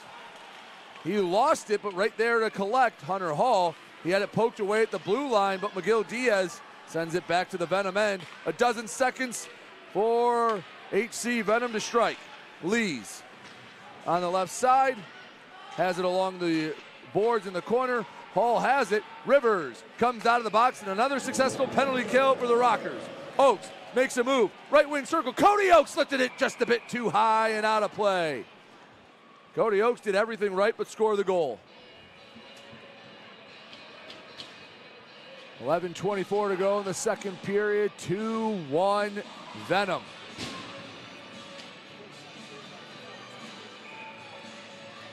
Back to 5-on-5 hockey. Rockers trying to shift gears from playing on their heels to trying to find the equalizer.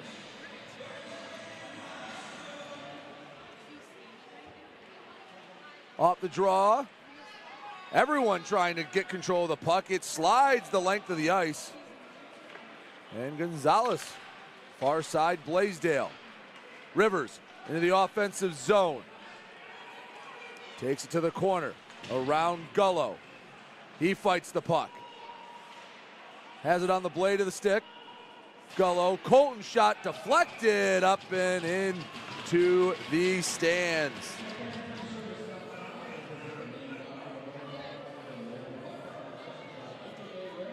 .56 to go middle period. Still 2-1 Venom. Scoring has stagnated here in the middle frame.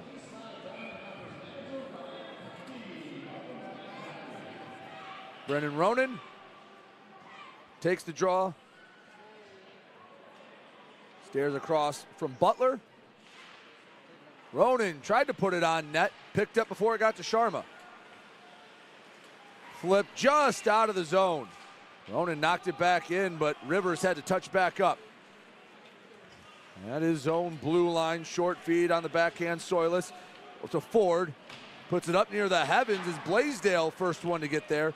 Banks it off the glass. Easy icing call. We go all the way back down to the Motor City end.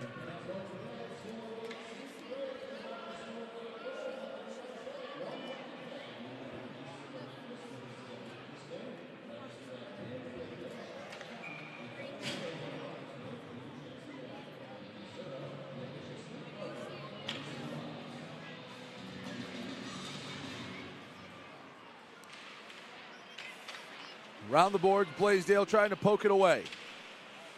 He's battling behind and a little slippery. Back to the point, shot deflected out in front and coming away with it, Motor City. That was Ronan in front of Gonzalez to guide the puck to safety. Now on the attack, Blaisdell misfired on the pass. Ronan nearly knocked it loose. Again, he was a name that didn't get on the score sheet. We said him a lot last night. Shot goes high and wide. Out in front, one save by Gonzalez and back to the point. Hudson Valley, the Venom Hockey Club has controlled the pace of play here in the second period. Shots now heavily tilting in the Venom favor. That the 25th of the game. 25-15 currently the shots on goal.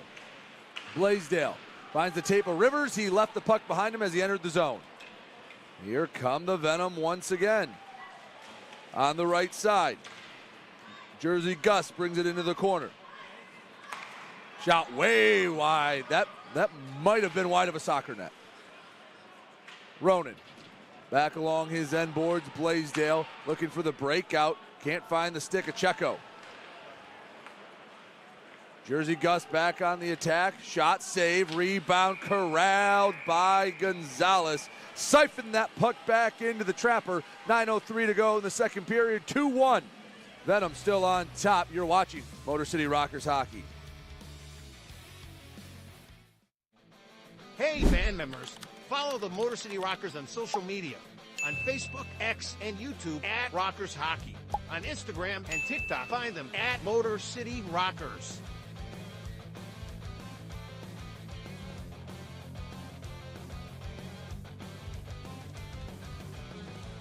For tickets, schedule, and more, visit rockershockey.com. Rock on! Back here on the Rockers Media Network, still 2-1 here in Fraser. Let's take a look at what's going on around in the rest of the FPHL. A full slate of games as Columbus up 5-2 on Carolina, trying to get revenge for last night's defeat.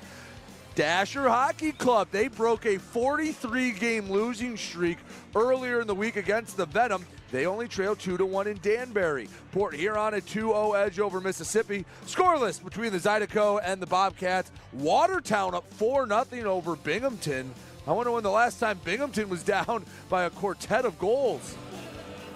It's Binghamton, a pretty darn talented team, and Watertown took one on the chin last night. They've had the counter punch here today. Venom up 2-1. Motor City has not found a groove, especially here in the second period. Trying to change that. Diagonal dump in, and Sharma. And I think the biggest compliment I can give the Venom right now is I've not said Raul Sharma's name very often here in the second period. He's been a rather bored goaltender. So Ryder, Kabatayev, and Checo out there as forwards. Rotundi and Milam, the D-men. Clean win for Kabatayev. Milam guides over Rotundi. Half wall Checo sends it along the boards. First one there, Stephen Ford for the Venom. Pocket pick, Kabatayev. Near Ryder. Back to Checo. The newest Rocker. Back to the point, Milam left side. Pushes it ahead. Ryder had to get back up from the ice. The Venom can't get it out of the zone. Rotundi, a shot and loose out in front. Kabatayev, a high stick. And the play will come out. Kabatayev got that play just a little too high. And another chance for the Rockers goes by the wayside. They had a goal called off due to an offsides call, a Milam blast. And folks, again, I can't tell you whether it was the right call or not on replay. They had as good of a look as they could get. The stick covered up the puck. And then that time, puck was sitting right on the doorstep, but it was due to a high stick. Sneath, Hall, Oaks, Milam, Rotundi out in the purple and black. Hall, slap shot goes high over the net, hopping into the right wing circle. Motor City with a little bit of a spark. Milam lets one rip off the end boards. Far side, backhanded by Fisher, keeps it in the zone. Sneath, pestering. Lee's trying to find some relief along the near side boards. Lee's Hall got in the way of his pass. Hacky sack back towards the Rockers' end. Sneath, diagonal dump in. Oaks will race after it. Shot, saved, and it's put right back into the glove. I don't think Sharma was quite ready for it, but he's able to freeze it anyway. 7:38 to go in the second period. 2-1. HC Venom on top.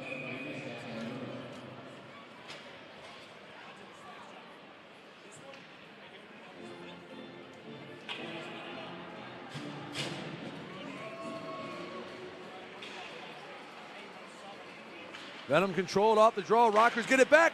Pass, and it was just off the pad of Sharma. Crispy feed nearly led to the equalizer, but the play goes on.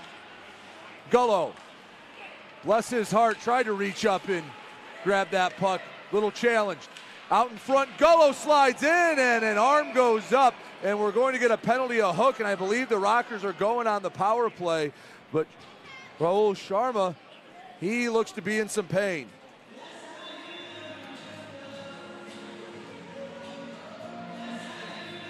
Let's take another look. Here comes Gullo, and he is taken down as the one-timer comes in. And it almost looked like a baseball slide into a catcher. It was friendly fire almost by proxy. And Sharma, he's saying he's good. Sometimes when you take a hit like that, it's more the shock of everything, and you just need a second to take a deep breath and collect yourself.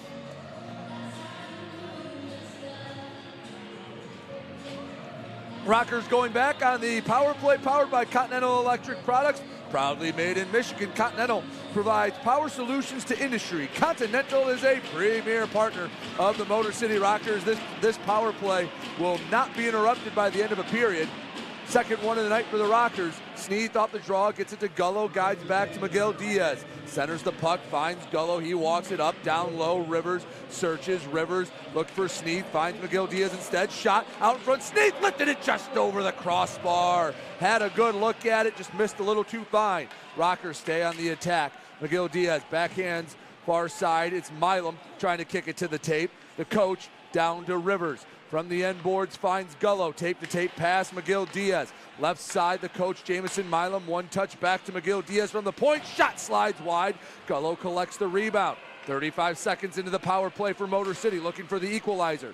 Gullo had his pass broken up, Sneath back behind Rivers, searches, Sneath one-timer shot, rebound, gets pushed to the near side boards, and a clear by the Venom. A furious 50-second attack for Motor City, but Sharma and the Venom stand tall. It stays 2-1. HC Venom on top. Miguel Diaz to the near side, Colton. Over the blue line, 53 seconds left to go on the minor penalty to Nikolai Salov. Ryder down low. Rockers trying to get possession of the puck. Fortunately, it is fired down the length of the ice, and Gonzalez will watch it come to his stick. He leaves it back for his D-man, Blaisdell. 34 seconds left to go in the 5-on-4. Here come the Rockers, left side, Ronan. Tries to push it back to the point, turns it over, and the majority of the remaining power play will wither away. Time for one final rush. The captain, Colton, slides ahead, Blaisdell. And it's broken up once again. Kinski got in the way of it. 10 seconds left to go, and after a strong start to the power play, once the Venom got it out of the zone, the Rockers could never get back in a groove. Power play is over, and it's still 2-1 Venom. Score's been this way since the end of the first period. Blaisdell to a trio of Rockers. Ryder came away with it, and he left it back. Neither one wanted to pick it up. Right side shot kicked away by Gonzalez. Ryder pokes it back to Colton. He's pressured, banks ahead, too tall for the 6'6" Wells. Down the length of the ice, Stephen Ford, the first one there. Wells throws a body. On the near side, puck was sitting there. Hall had it, lost it, and Milam He'll back skate. The Venom on the attack. Rink wide feed, broken up. It was the heel of Milam that got in the way. Puck hops to neutral ice. Puck back to the Venom blue line. Stephen Ford to the red line. Oakes poked it away momentarily. Soilis dumps it in. Rotundi banks to Hall. He finds Kabatayev, the lone goal scorer tonight for the Rockers. 4:12 to go, second period, 2-1. HZ Venom. This game starting to get a little bit of flow to it. Oakes picks the pocket on the attack. Cody Oakes, right wing circle, pass across, and Kabatayev came up empty, looking for his second of the game. Oakes nearly put it on a silver platter for him. Rockers at times have been like sharks circling chum-infested waters, especially the last 2 or 3 minutes. Just can't seem to beat Raul Sharma. And the Venom at times have made some clutch defensive plays in their own end. Shot misses wide. 3:30 to go in the middle period. Head pass, left side, 2-on-1. Rivers dangles, and he had it poked away. He waited too long. Sneath shot, rebound, Rivers battling for it. Oakes takes a hack at it, delayed call. It's going to be against the Venom, and a 6-on-5 as Gonzalez halfway to the bench will leave it for Rotundi. 3:05, and a little bonus power play until the Venom can get to it. McGill Diaz comes out, but Sharma, the first one there. 2:57 left to go in the second period. The Rockers back on the man advantage when we come back. Rockers trail 2-1. You're watching Motor City Rockers hockey.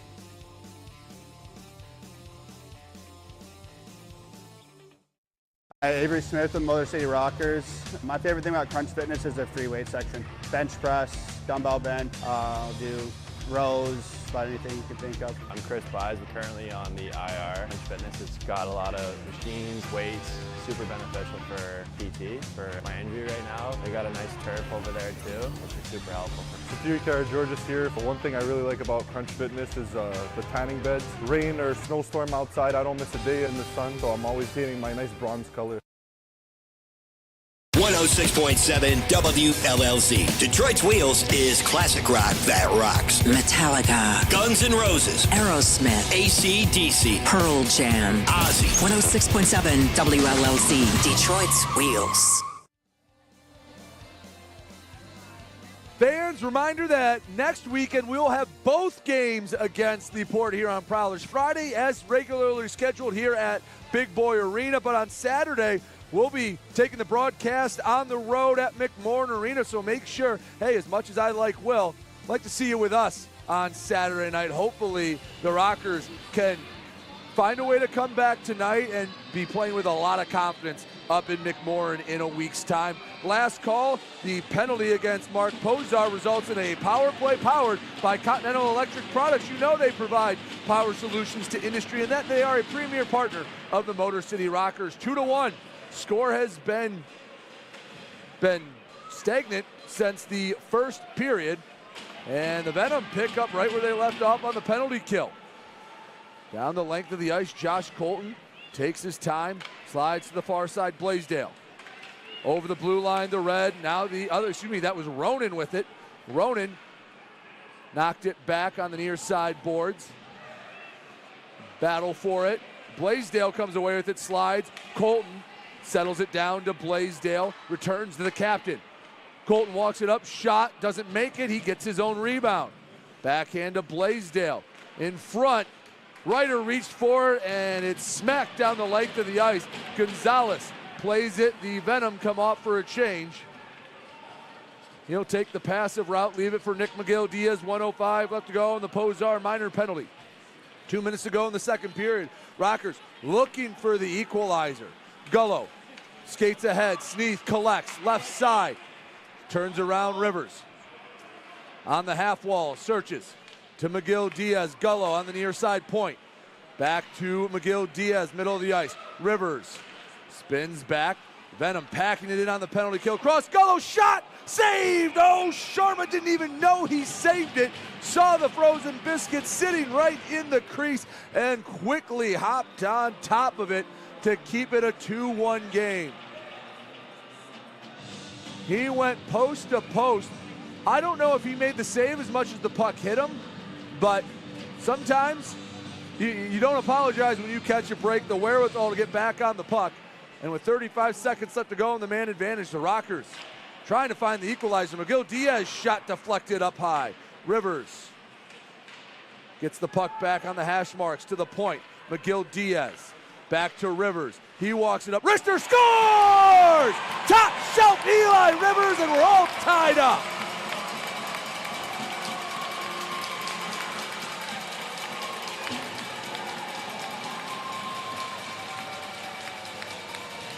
"25 goals on the season for Eli Rivers." Take a look, he just picks that top right corner. A thing of beauty. The team leading 25th goal of the season.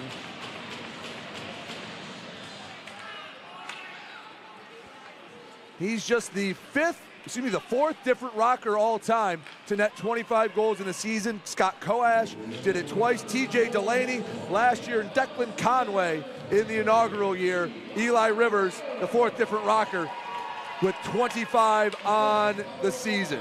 2-2. Rockers and Venom all tied up. You just felt that with as much pressure as they were applying, eventually they'd find a way to get one in the back of the net. Rivers gets it back into the offensive zone, slides to Sneath, brings it down low, puts on the brakes, was looking for Gullo, pass just a bit off, but Rivers gets it back. Centering feed is knocked to the near side. Half a minute to go in the second period. 2-2 hockey game, Venom and Rockers. Shot deflected wide. In the corner, pushed ahead. Hall brings it in, backhands. Rotundi returns to Hall. He'll let it go to Gullo. And Hall, by the edge of his skate, had our equipment manager Ken sharpened it any more, he would have been offside. Play will go on, only for a second longer. Horn sounds. And after 40 minutes of play, the Rockers find the equalizer on the power play. 2-2, thanks to Eli Rivers. Don't go anywhere. You're watching Motor City Rockers hockey.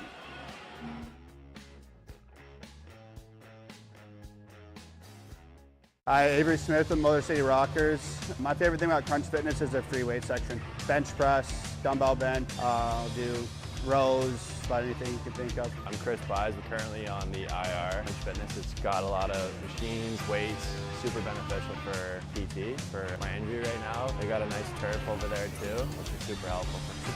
George's here. One thing I really like about Crunch Fitness is the tanning beds. Rain or snowstorm outside, I don't miss a day in the sun, so I'm always painting my nice bronze color.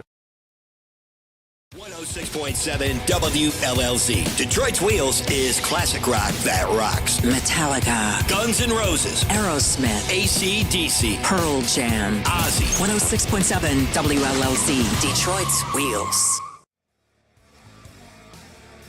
Second intermission and only one goal in the middle frame. It was Eli Rivers, his 25th of the season. Just such a quick shot from the rookie as he ties it at 2-2, 18:42 into the second period. Again, in the first, it was Stavros Soilis for HC Venom, then Yegor Kapatayev from Tristan Wells.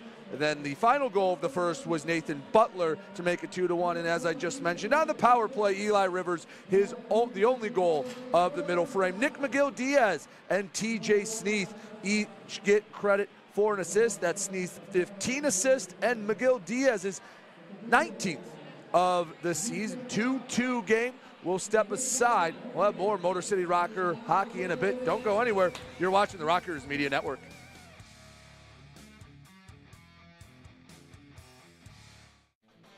Hey, band members, follow the Motor City Rockers on social media. On Facebook, X, and YouTube at Rockers Hockey. On Instagram and TikTok, find them at Motor City Rockers.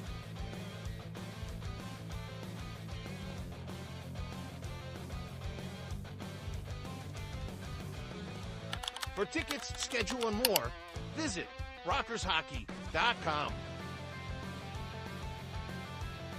Rock on!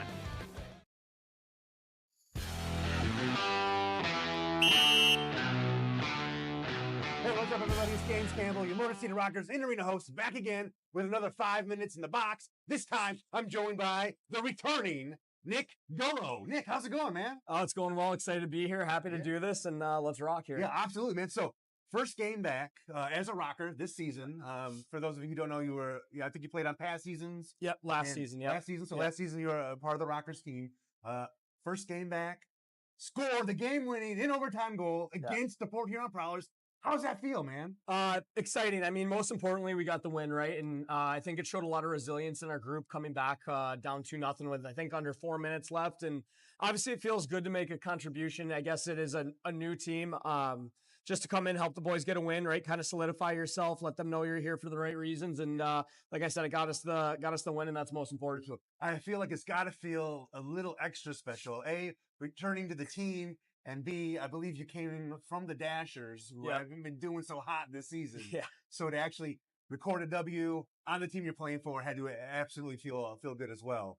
So some of the fans that are new to the Rockers, can you tell me a little bit about your hockey journey? Like, where are you from? How did you get into hockey originally? So I'm from Rochester, New York. And I actually grew up, my uncles were playing hockey, just like recreational, like men's league or whatever. And from what my parents tell me, I was walking at about 9 months, and then they had me on skates at 1.5 years.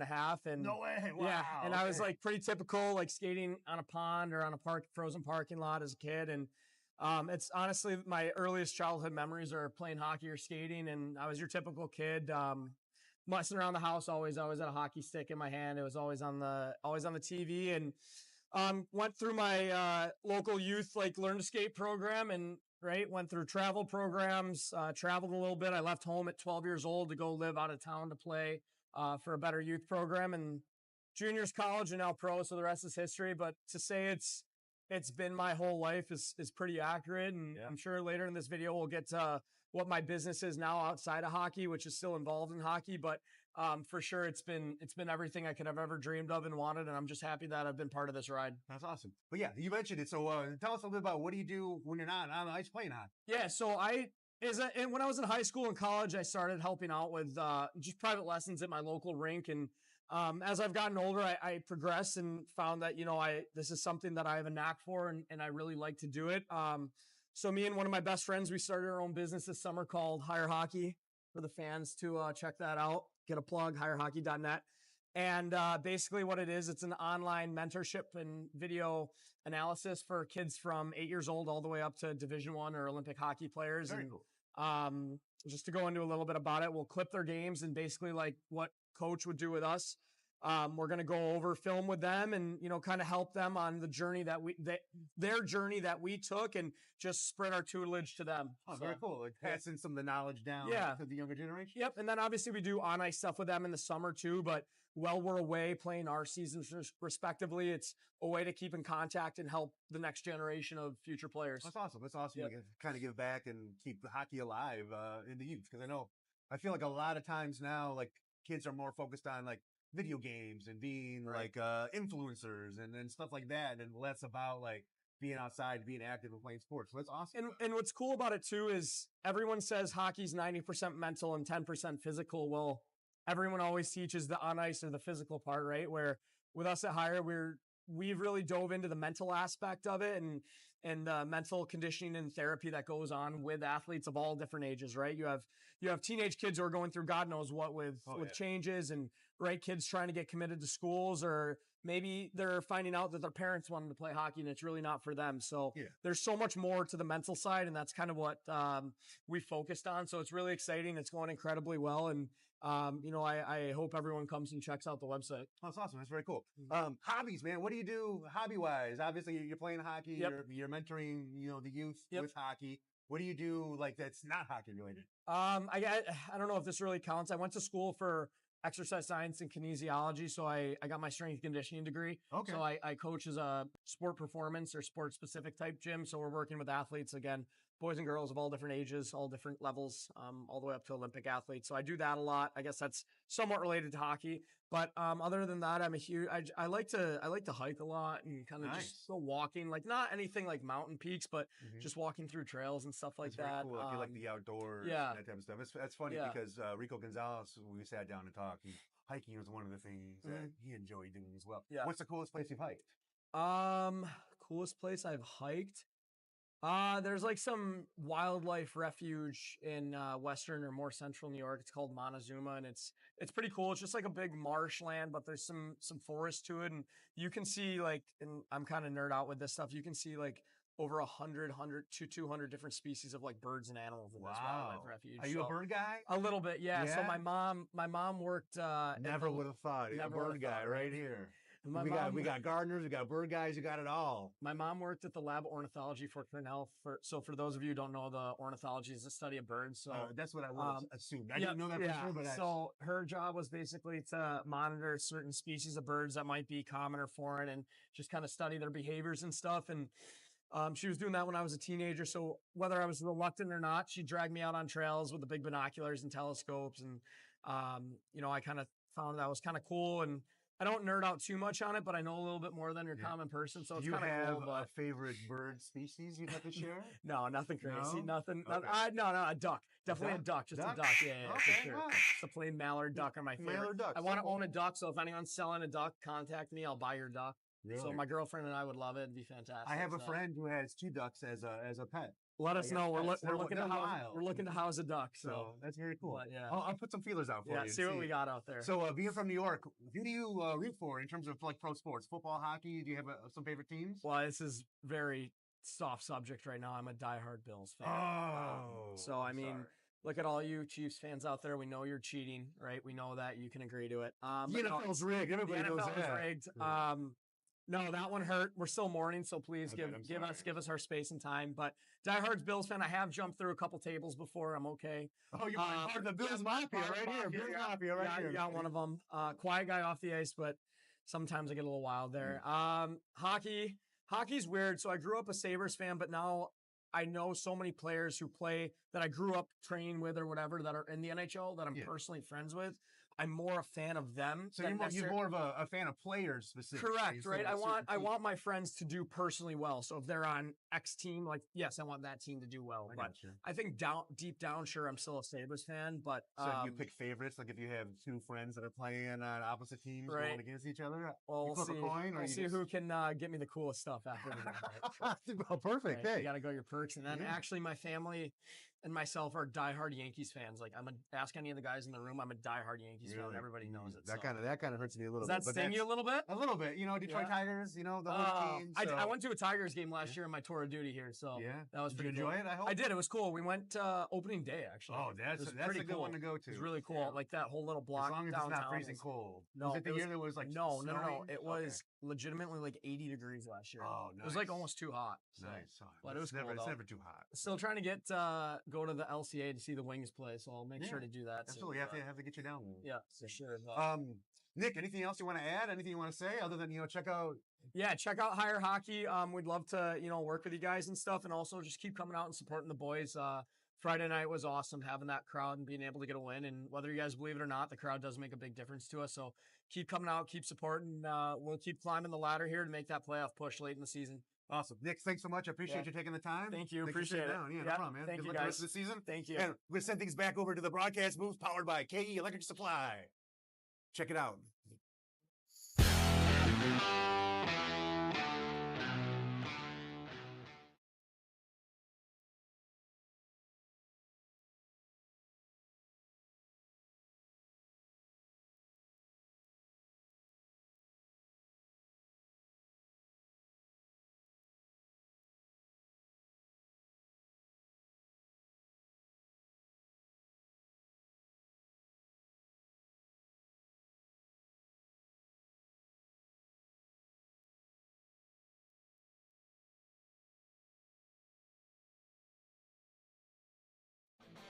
Hey, band members, follow the Motor City Rockers on social media. On Facebook, X, and YouTube at Rockers Hockey. On Instagram and TikTok, find them at Motor City Rockers.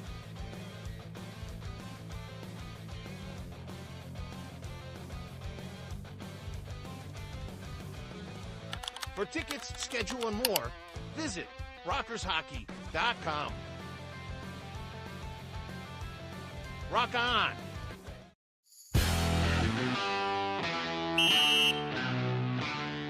Hey, what's up, everybody? It's James Campbell, your Motor City Rockers in-arena host, back again with another episode of 5 Minutes in the Box. This time I'm joined by Tristan Wells. Tristan, how's it going? Good, and you? Not too bad, man. Can't complain, can't complain. Now, I know back when they announced you were coming back to the team, again, social media blew up. The fans are excited to know that you're back on the team. Give us a little bit of history, because I know you were on the Rockers last season. Like, what's kind of your hockey journey been? Oh yeah, I started with the Rockers around last Thanksgiving, and I got the pleasure to play with them for the rest of the last season. And then I started this year in Macon in the SPHL, and when things didn't work out there, I was pretty excited to get back there to Motor City and get back home with all the boys. Awesome, man. Well, we're happy to see you back, and the fans are happy to see you back.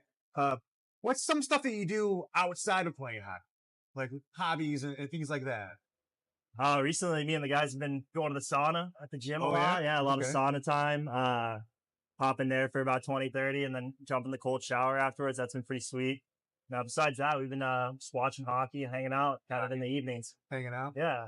So the sauna thing, like what do you enjoy? Is that like good recovery from practice, or is it just a good way to relax? You know, I'm not really sure what the science is behind it, Okay. but it's just a good way to get a sweat going, get everything out of you, and I don't know, just hopping in the cold shower afterwards, super refreshing. I couldn't tell you what it does, but it does something for you. I know you're from Denver originally, correct? Yep. Okay. So from Denver to you're down in Macon, that's Georgia. Now you're in the Motor City area. Yeah. Do you have a favorite place? Like, do you prefer always to be home, or do you mind being away? Yeah, I'm pretty lucky. I get to come home in the summer and be with my family and friends. So I definitely love Denver, and that's probably where I call home. But you know, Detroit's got to become a second home to me. I certainly like it here. It's a nice, gritty winter. Yeah, it is. It is a very gritty winter. So, dude, first game back on the Rockers. You started things off with the bang. Hat trick on the first game back. How does that feel, man? That was pretty sweet. Yeah. It felt great. Yeah. Very cool. You spend a lot of time watching hockey. So are you watching like NHL, like rooting for a team, or are you watching like game tape to try to see how you can be better as a player? Like, what kind of stuff are you watching in terms of hockey? Like I think a lot of the guys on the team will watch their own individual game back. That's kind of something you do as an individual. But you know, sometimes we'll sit down as a team and watch that, and we'll do video as well as a team. It's kind of break down concepts that we need to master, as well as kind of the strategies that the other team may be having in place. I gotcha. And aside from that, like we just watch, you know, hockey or football or whatever back home, just like anyone else, just enjoying it.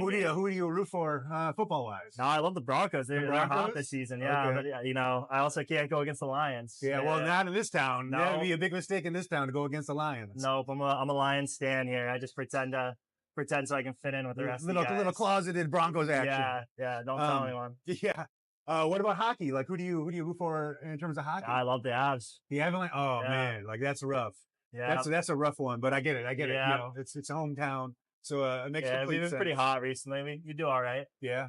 I think you might be doing a little bit better than the team we might be rooting for, but Your boys aren't too bad either. yeah, they're doing okay. So last year on the team with the Rockers, you were teammates, you know, with J-Mo Milan. How does it feel now that he's coach? Fitting.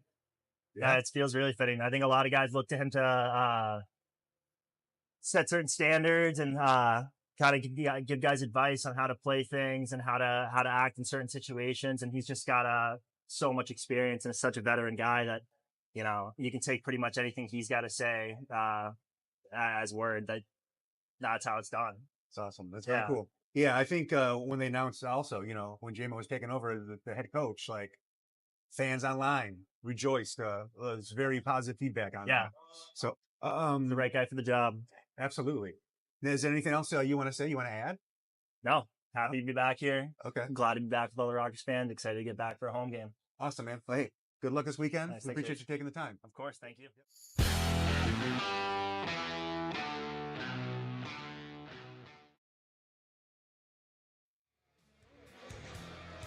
Back here on the Rockers Media Network, 2-2, the HC Venom and your Motor City Rockers deadlocked after 40 minutes of play.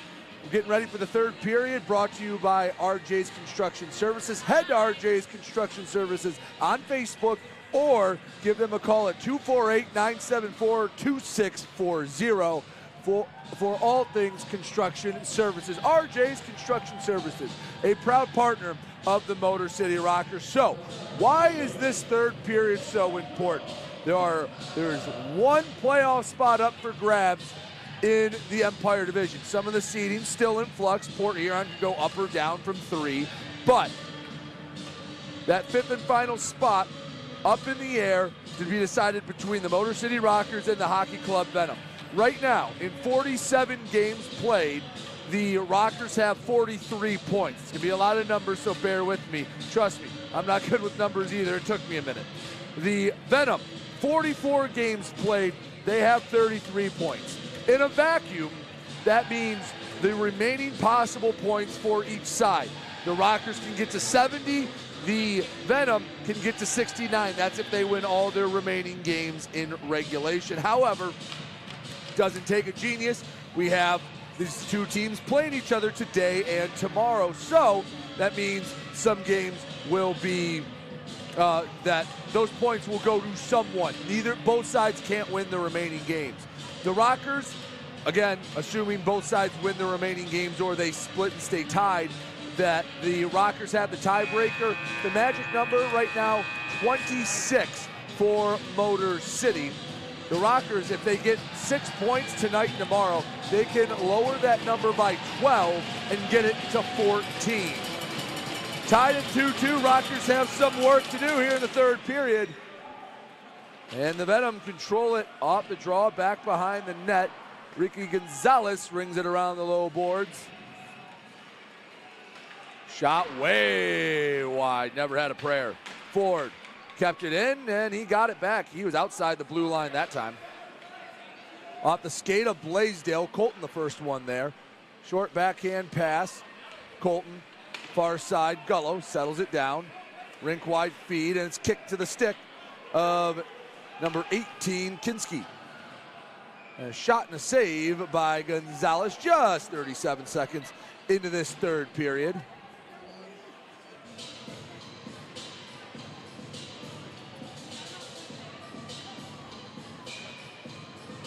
Draw comes to the left of Gonzalez.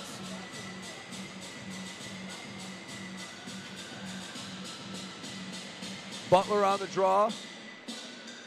He stares across from Ronan. Motor City has it. Nick McGill-Diaz sends it along the boards. Oaks settles it down, sauces it. Width of the ice, too strong, and it bounces to Pozar. Nearly turned over, a hack, and it's sitting in the low slot. Oaks keeps it, shot on net, and gloved cleanly that time by Sharma. Motor City, it was the tale of two periods in the second. The first half of the second period, and the Venom really controlled the play. The Rockers were on their heels, but a couple of power plays helped aid the Motor City attack. They finally got one on the second power play of the period to tie it at 2 thanks to Eli Rivers. See who comes out and controls the play early here in the third. Puck shot up into the Rockers zone. Diver shepherds that puck into the corner to safety. Negates any rush. Oaks flips it. Hall couldn't knock it down in front of the Venom bench. Ronan has it. Rink wide feed broken up. He was looking for Oaks. Instead, Soilis got in the way. Out to the far side boards. Comes to the middle. Into the offensive zone, too. Venom did not have very strong spacing, as no one but Cody Oaks and Rico Gonzalez knew where that puck was. Oaks nearly lost it. Outlet pass sent to the near side. This is Miguel Diaz. He'll skate it into the offensive zone. 1-on-5. Gets that puck in deep as he waits for the reinforcements to come. Milam over to Wells. Along the boards to the near side. Here comes Ryder trying to keep it in deep. In the point. Coach. Shot. Couldn't make it to the net. Deflected. And the Venom trying to work from defense to offense. Between the circles. Jelenski's. Had it, lost it, had it again, and lost it again. Milam flips it over everyone's head. Kabatayev settles it down. He spins off a hit. Wells, the first one, do it in the corner. He goes down to the ice. 2 white, 2 black jerseys battling for it. Wells on a knee out in front, and Ryder couldn't get a shot off. Ryder to the point. Milam, near side Rotundi. Wrist shot deflected, saved by Sharma. Ryder gets it back to the point, Rotundi. Back to Milam, the veteran. Rink-wide feed is lifted up and into the stands. We've been giving away a lot of souvenirs tonight.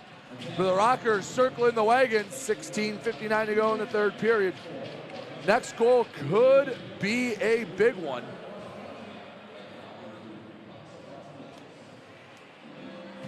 A 2-2 game could be the deciding one.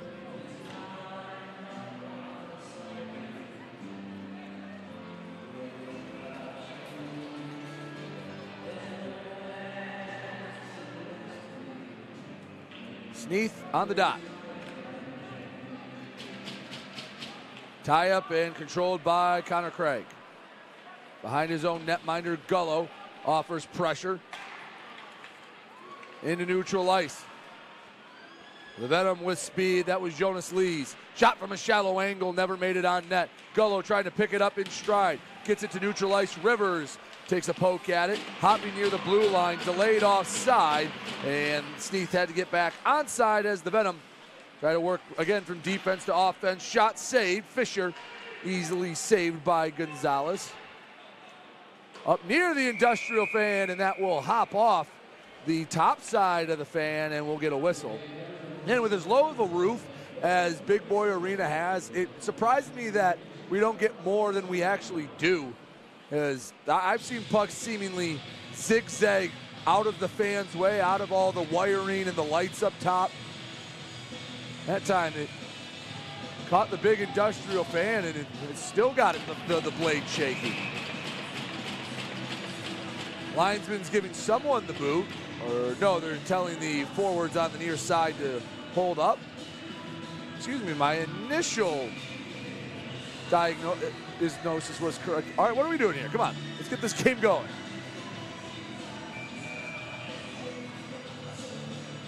Okay, all right.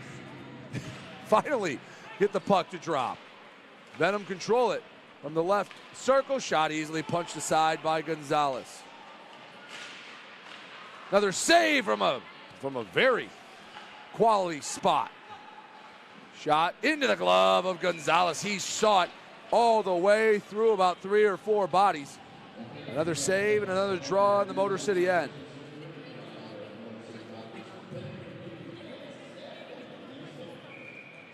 .16:05 to go, third period, 2-2. Rockers and Venom jockeying for playoff position in the Empire Division. Off the draw, here comes Hunter Hall. He left it behind him as he raced past the blue line. He throws a hit. On the near side, delayed call coming against the Venom. Cody Oakes down low, back for Hall. Missed it. Diver tried to take a shot. Puck was picked up, and the Venom going back to the penalty box. 15:46 to go in the third, and the Rockers a chance to take the lead on the man advantage. Cross-checking the call for Mark Pozar. And again, another Continental Electric Products power play. Proudly made in Michigan. They provide power solution to industry. Continental, a premier partner of the Motor City Rockers. 15:46 to go in the third period. 2 minutes on the clock, and we'll have to wait for the draw once again. Try to add to the drama a little bit.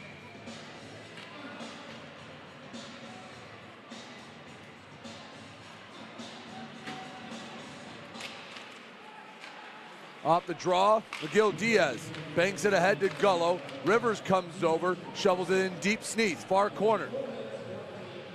Takes his time, TJ Sneath back below the end line. Rivers, the rookie. He netted his 25th of the year to tie it at 2. McGill Diaz at the point, slap shot, deflected. Sneath, shot, saved by Sharma. Sneath deflected it, looked, realized, oh, the puck's right here, and tried to get a shot up. I think someone got their stick in the way. But 22 seconds in, and the Rockers keep working downhill. $1:38 left to go in the Continental Electric Products power play. McGill Diaz can't keep it in the zone. Retreats to his own end. Kind of a blind pass, and the Venom able to get it back to the Rockers then get a partial change. McGill Diaz glides past the Rocker logo to Sneath, returns from McGill Diaz, surveys the scene as he can't control the puck. Pass deflected in between the circles. No one in a black sweater there to control it. 1:09 left to go in the Pozar cross-checking minor. 14:51 to go in the third period. 2-2. Motor City and the HC Venom. Deadlock, Gullo, right side Wells. Protected the puck, banks for McGill Diaz. Gullo comes away with it. Colton setting up on the near point, receives the pass. Centers the puck, returns to Gullo. Shot saved by Sharma. Pinned it underneath the right shoulder. 14:33 to go in the third period. 2-2 game. We should be in for a spicy finish. Deadlock. We'll be back with more here on the Rockers Media Network.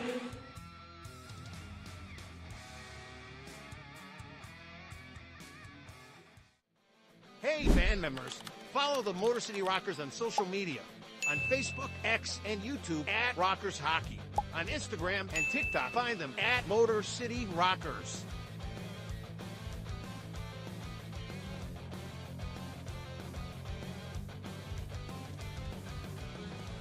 For tickets, schedule, and more, visit rockershockey.com. Rock on! Hey, this is Josh Cullen from the Motor City Rockers, and you're watching the Rockers Broadcast Network powered by KE Electric Supply.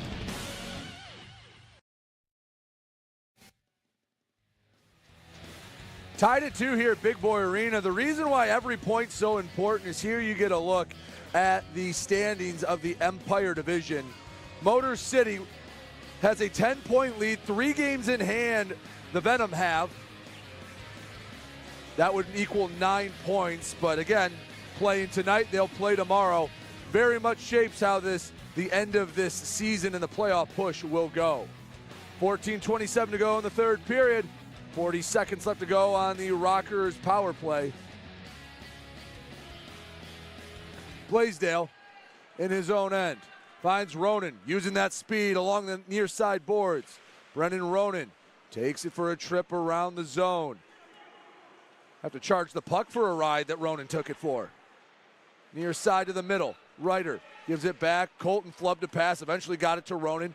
Now near side Blaisdell. In close. Wells had a look. Second poke at it. And eventually the puck frozen by Sharma. Some pushing and shoving. And the linesman going to try to restore order. Wells,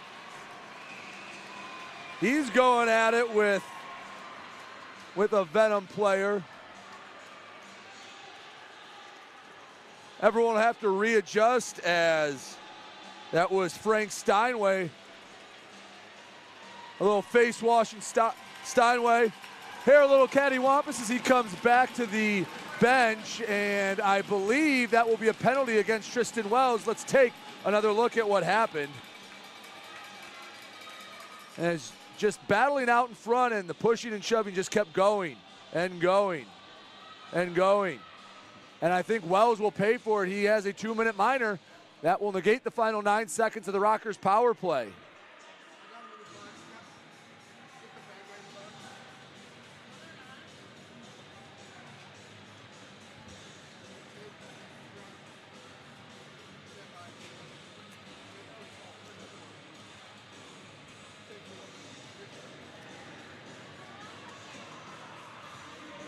So 4-on-4 for 9 seconds. And the Venom will get nearly a full power play. Very slightly abbreviated. Nick McGill-Diaz will skate into the offensive zone. So the Venom will start the power play in their own end. It's Tristan Wells serving the minor. Puck turned over. Nowhere for Hunter Hall to put it. And up the left side with it, Butler. Shot wide off the end boards, comes to the near point. Back between the blue lines, Cody Oakes with speed. Oakes' backhand was kicked wide of the net, and Sharma able to cover it up. 13-19 to go, third period. 1:25 left to go on the Tristan Wells minor penalty.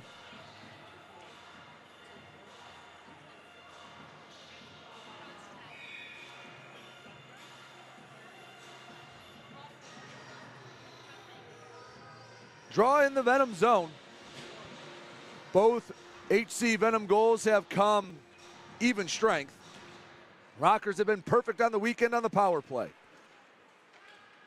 Chipped ahead, sitting just inside the blue line. Mac Diver puts it back in the Venom end. 1:12 left to go on the Wells roughing minor.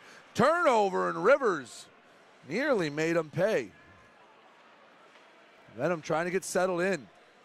They haven't had the same mojo they've had since middle of the second period, and I think this is where you're starting to see the fact that this is their fourth game in 4 days really set in. Tomorrow they'll play their fifth in as many days.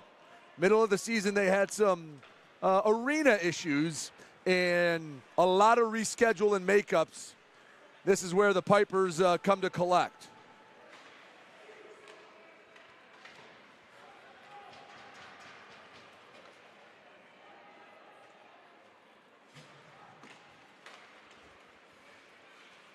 In their own end, Craig over the blue line on the near side. Sends it down low. Puck hops between the circles. Milam banks it ahead. 14 seconds till Wells released from the sin bin. Milam picks it off, makes a man miss into the offensive zone. Coach Milam's shot goes a bit high. Bounces near, shot Ronan, and it's saved by Sharma. 1 second until Tristan Wells races out of the penalty box. We can tally that up to another power play, or penalty kill rather, for the purple and black, keeping it at 2-2. Both sides have had their opportunity. Up a player. But Sharma and Gonzalez, both have played pretty strong here tonight, have made some big saves. 33 saves for Sharma and 30 for Gonzalez, as here comes Tristan Wells. We're back to 5-on-5 hockey. Waving stick of Milam got a piece of it. Venom still carry it into the zone.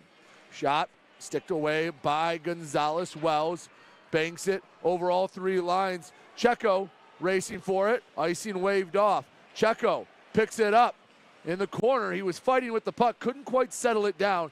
It looked like that was Kabatayev ready to set up shop in the slot. Kabatayev gets it back. The man from Kazakhstan comes down low. Checo comes to help. Checo comes away with it. Backhands. Rotundi has it on the forehand. Returns near side. Wells guides the puck in deep. Bounces off a stanchion into neutral ice. 11 minutes to go. Third period. 2-2 hockey game. Motor City and the HC Venom.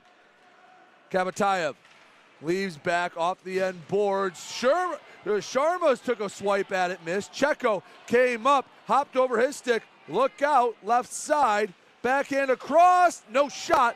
And the Rockers will just clear it, take the icing. Or no, they won't, waved off.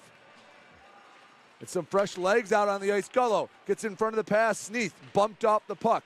Poke towards the Rockers' blue line. Colton fighting for it. Left wing circle, shot saved by Gonzalez. It's loose, play goes on. Eli Rivers, diagonal feed looking for Gullo. He wheels, trying to catch up to Pozar, unable to.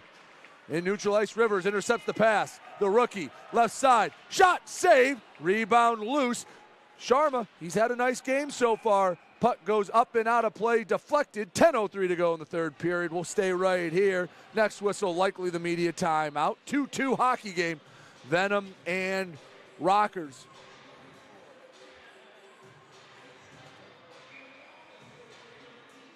And if you're new to the Fed, the scoring system, a 3-2-1 system, a bit different than what you have in the NHL. 3 for a regulation win, 2 for an OT win, 1 for making it to overtime. So every game there's 3 points available.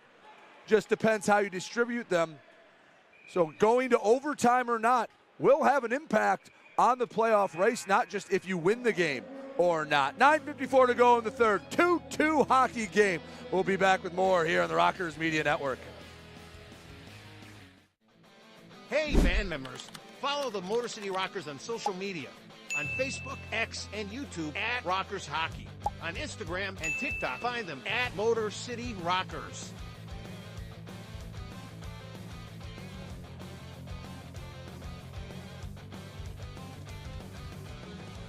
For tickets, schedule, and more, visit rockershockey.com. Rock on!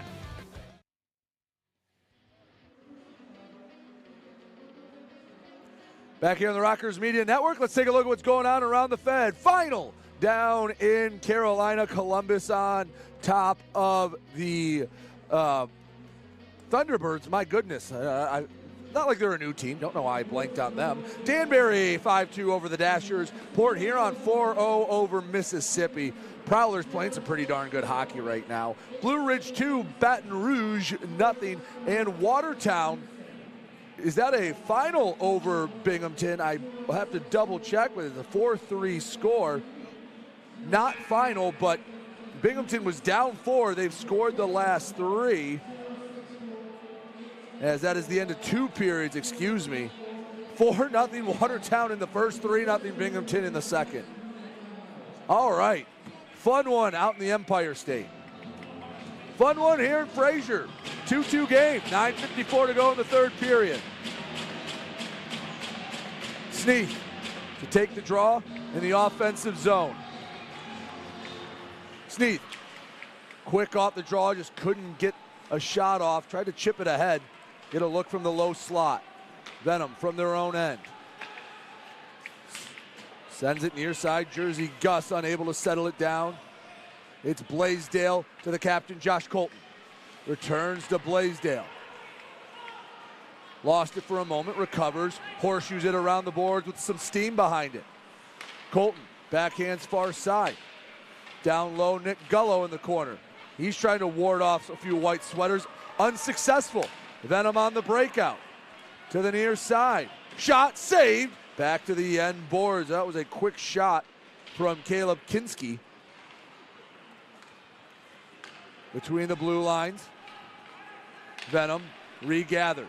9 minutes to go in the third period. You feel the tension starting to rise a bit. As while this is not the end of the road for either side, should they come up short. This game is going to play a pivotal part in who gets at least that one extra game in the play-in and who's scheduling a tee time a little earlier this year. Far corner. Along the circle, out in front, in close. Gonzalez makes a couple saves, and he had it underneath of him. Rico Gonzalez sprawled out wide, and the best look for the Venom in some time. Gonzalez denies him. So we talked about this last night, and real quick, not to direct from the broadcaster's chair, but if we zoom out just a little bit, actually you can see it at the top of your screen, that bubble hockey table throws me off.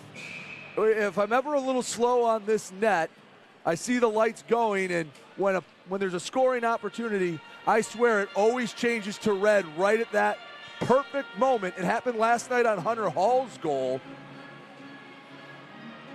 And just I don't know what muscle memory, you used to see red and go, oh, goal. But that's why sometimes on that end, just a little slow to figure out if it was in the back of the net or not. Great save by Gonzalez, but I saw the light flash, and I thought it may have been 3-2 Venom. Luckily, still a 2-2 game. Oaks. It was touched to Hall. On the right side, drops it off. Shot saved and covered up by Raul Sharma. No, rebound, scores! Sharma thought he had it. The second effort finds the back of the net, and the Rockers lead it 3-2, and the Venom are not happy. Stephen Ford was giving the officials the business. Let's take a look at the replay. Sharma looked like he had it. Never did. And it's 3-2, and Sharma is being attended to. If we could get one more look at that, see if we can trace the puck the whole time. As the Venom are not happy, and I think the Venom are taking a penalty. Stephen Ford going to the box. And 2 minutes will go up on the board. So here it is again. I don't believe it ever was covered up. And here again, so the shot comes. Sharma goes to cover it up. It squirts along his stick. You see him try to fight for it. It's dug out. And with most of the net burying it, 3-2 Rockers.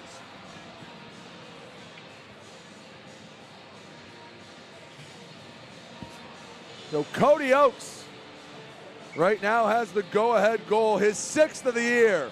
And 2 minutes up on the board, Stephen Ford will have to pay a price for his displeasure.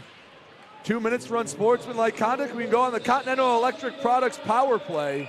That puck went out of play. I believe that's a delay of game, and we have a 5-on-3 Continental Electric Products power play. Proudly made in Michigan, they provide power solutions to industry. Continental Electric Products, a premier partner of the Motor City Rockers. So a minute 54 of 5-on-3. And I think someone just got a game misconduct. Stephen Ford's going to get to shower a bit early.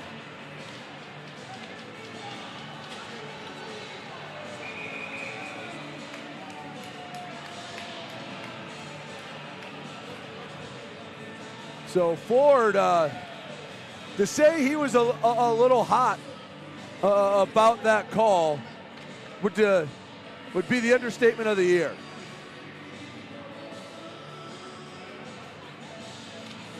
So a 5-on-3 power play. The Rockers an opportunity to put this one away, really. Sneath back to McGill Diaz. He handles it. Near side, Milam. Back to McGill Diaz. Milam settles it down low. Back to Milam. Right side, McGill Diaz, a blast and a save by Raul Sharma. Held on to it that time. I don't know if he caught it or if it stuck to his stomach, but that was a blast on the one-timer from McGill Diaz.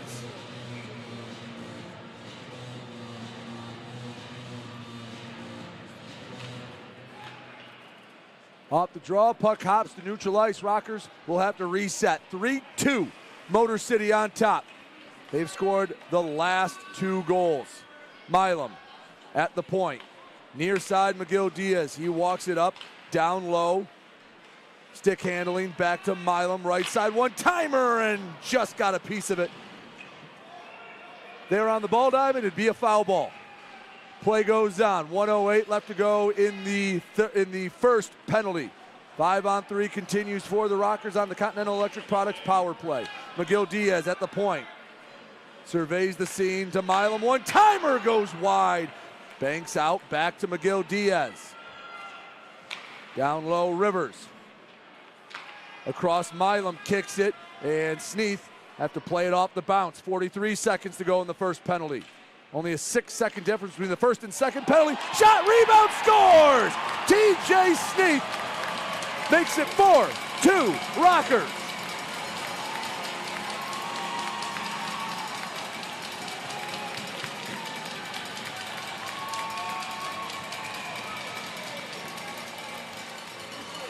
Jamison Milam, he rang the crossbar and hopped right to the stick of TJ Sneath. Sharma didn't really have much of a chance. Well, Milam's racked up a lot of assists in his illustrious career. You know, banking one off the crossbar to a guy sitting in the slot. Here comes Ronan, shot, rebound loose, and Wells poked it to the corner. Rockers up 2, still 30 seconds of power play left. One-timer, shot, missed wide. Colton at the hash marks. The captain back behind the net, Brad Ryder. surveys the scene. Back to Colton. 20 seconds left to go on the delay of game. Minor to Connor Craig. Colton, the shot, scores! The captain makes it 5-2 Motor City.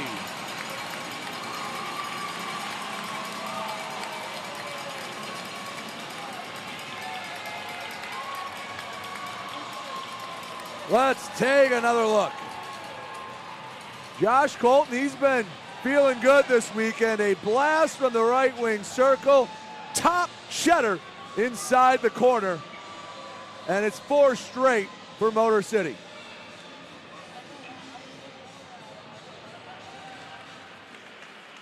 It was a tight game.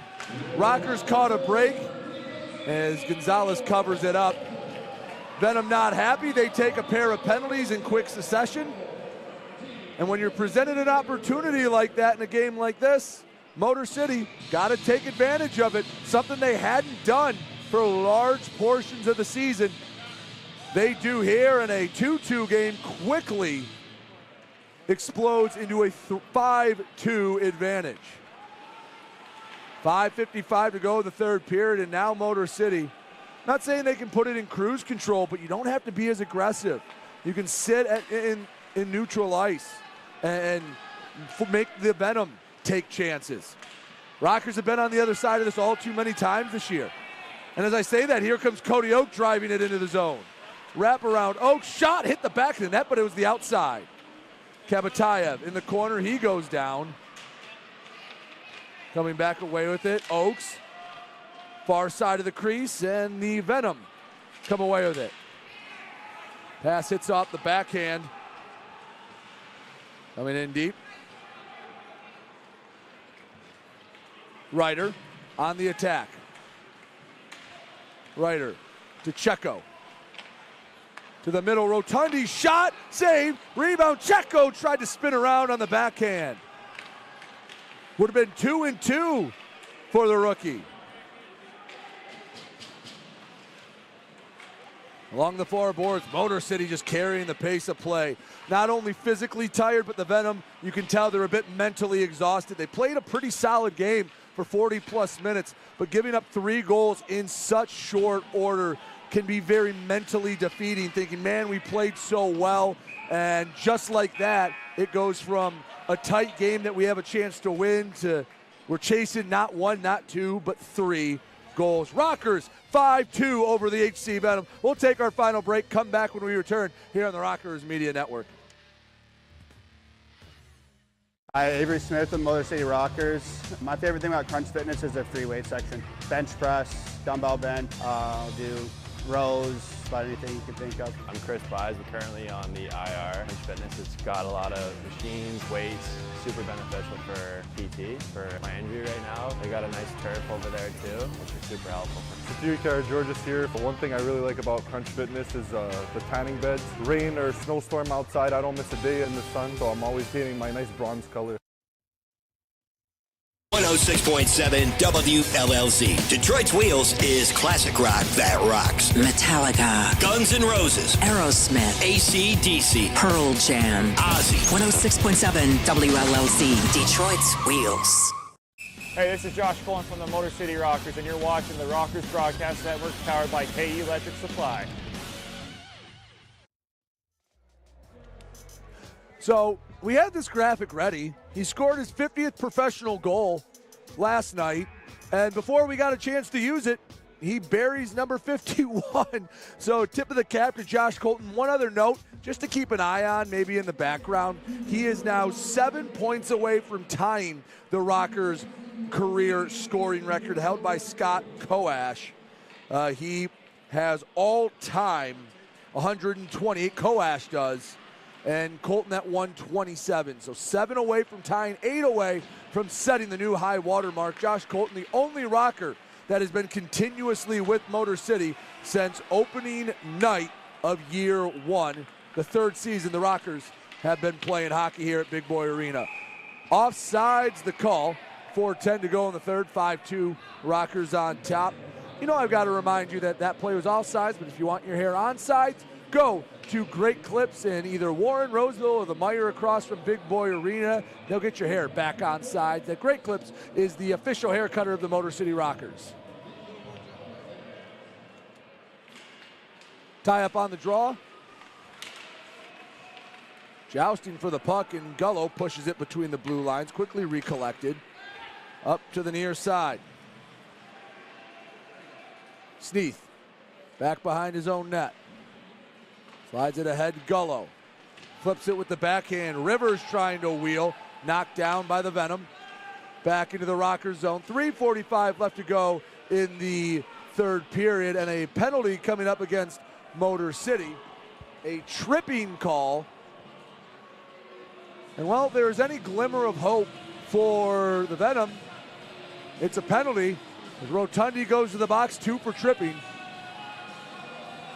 You know, if you're the Venom, why not pull the goalie right now? 3:43 left to go. You're chasing 3. You're in a playoff race. Kind of have to take some Hail Marys, desperation heaves. I'm not saying it's the most pragmatic suggestion, but you're going to have to take some risks. They win the draw cleanly on the near side. Walk up, shot saved, rebound far side. Connor Craig had the quick snap of the wrist. Back to the point between the circles. Shot goes wide. Milam banks it down the length of the ice, and Sharma comes out to play it. On the near side, Connor Craig gives it to the middle. Errant pass on the near side. Nick McGill-Diaz has it on the backhand. McGill-Diaz into neutral ice. Hall, all by his lonesome. He will reverse course. Him and everyone in a black uniform has the luxury of taking their sweet time, letting this clock melt away. 2:49 to go in the third period. 3-goal lead for Motor City. They have exploded here in the third period. On the far side, Butler back to the point, just off the mark. Rivers pokes it away, looking for the shorty. Eli Rivers, shot goes just wide to the top right corner. 44 seconds left to go till Ryan Rotundi released from his sentence. Blaisdell back to Colton. Take a shot from 175 feet. Why not? That was actually pretty accurate for 5 strides inside his own blue line. Puck comes to the near side. In front of the Rockers bench. Picked up by Salov. A dozen seconds left to go in the Rotundi tripping minor. Rockers get the puck. Gullo skates on the attack. Shot saved by the chest of Sharma. We'll get a whistle. $1:43 left to go in the fourth. And an eager Ryan Rotundi will have to wait. So those 3 goals officially in the books is Cody Oakes from Brendan Ronan and Nick McGill-Diaz. TJ Sneath on the power play from Jamison Milam. Josh Colton from Doug Blaisdell and Brendan Ronan. So Ronan getting a couple of assists for all his effort this weekend. He's been playing well, it just hadn't shown up on the score sheet till this third period. The first goal came at 12:01, the second at 13:24, then 13:53. So the 3 goals in a 1 minute and 52 second span. Feels pretty good after the Rockers had been on the wrong side of that a few times during the winter.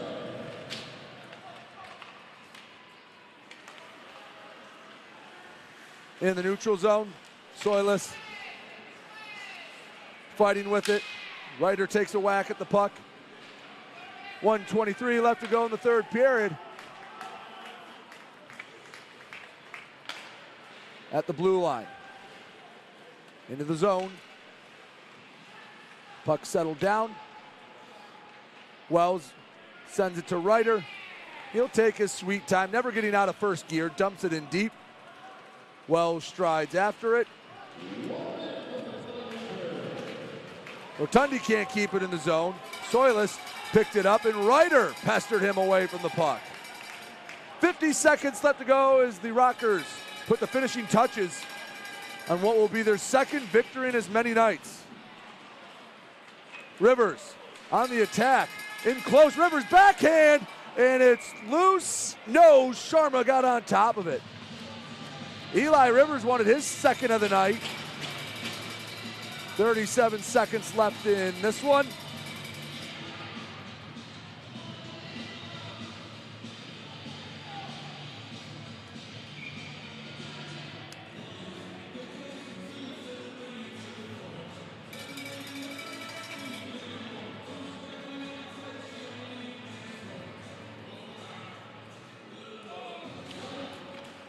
Off the draw, back to Rotundi. Slides it back right side. Shot, rebound, loose, left side of the crease. Ronan shot, saved again by Sharma. Rockers at one point were being outshot by, I believe, as many as 9. Now, the shots heavily tilted in the Rockers' favor. Shot goes high and wide. Checo. Backhands up to Hull. Back into the Venom zone. The final 5 seconds. Waste away, and Motor City, winners of back-to-back games here on the weekend, one step closer to clinching a 3rd straight postseason berth. Your final score, your Motor City Rockers 5, Hockey Club Venom 2. We'll come back and we'll recap it all here on the Rockers Media Network.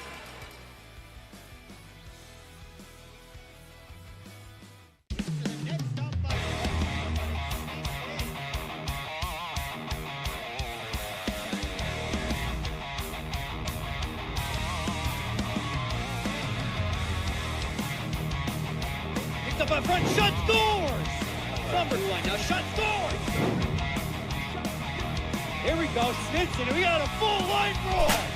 FBHL, full line roll! Hell yeah! Hey, this is Nick McGill-Diaz from the Motor City Rockers. You're watching the Rockers Broadcast Network, powered by KE Electric.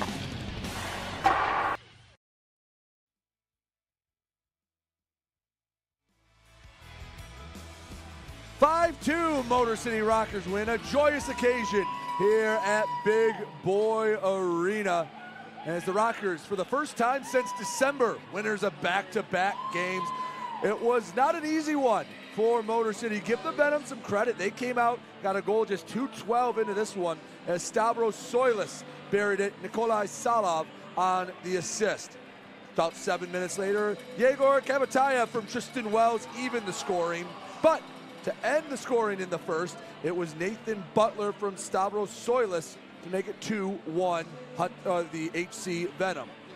That'd be the last time the Venom scored. 1 goal in the second period. In the final couple of minutes, Eli Rivers, just a beauty of a shot from the left wing circle on the power play, made it 3-2. Oh, excuse me, 2-2 Motor City. I'm getting ahead of myself here. Just slow down. 3-2 for 2-2. My God, I looked at Eli's 23, pardon me. I'm just excited. Rivers tied it at 2-2. McGill, Diaz, and Sneath on the assist. And then it was finally 3-2. Went on a mad scramble. Cody Oakes buried it from Brendan Ronan and Nick McGill Diaz. And then the Venom were not happy. I believe they thought there should have been interference or the puck was frozen. It was a lot of barking from Stephen Ford, earned an unsportsmanlike conduct penalty. And then right off the draw, it was a clearing attempt that went over the glass for a delay of game. On the subsequent power plays, TJ Sneath from Jamison Milam, Josh Colton from Blaisdell, and Brendan Ronan capped off the score, and your Rockers win it 5-2. If I did my math right, the Rockers' magic number to clinch now sits at 20. And they can lower that to 14 if I did my math right, tomorrow, as they take another step closer to clinching the postseason. 5-2, your Motor City Rockers win. Thank you to all my crew to my right here at Park Avenue Productions. Thank you for making us a part of your Saturday night. And a reminder that tomorrow, a 2 o'clock puck drop right back here at Big Boy Arena as the Rockers try to make that final playoff push. I've been Brady Beaton, the voice of Motor City Rocker Hockey. Thank you for watching. Hope you all have a safe and wonderful Saturday night.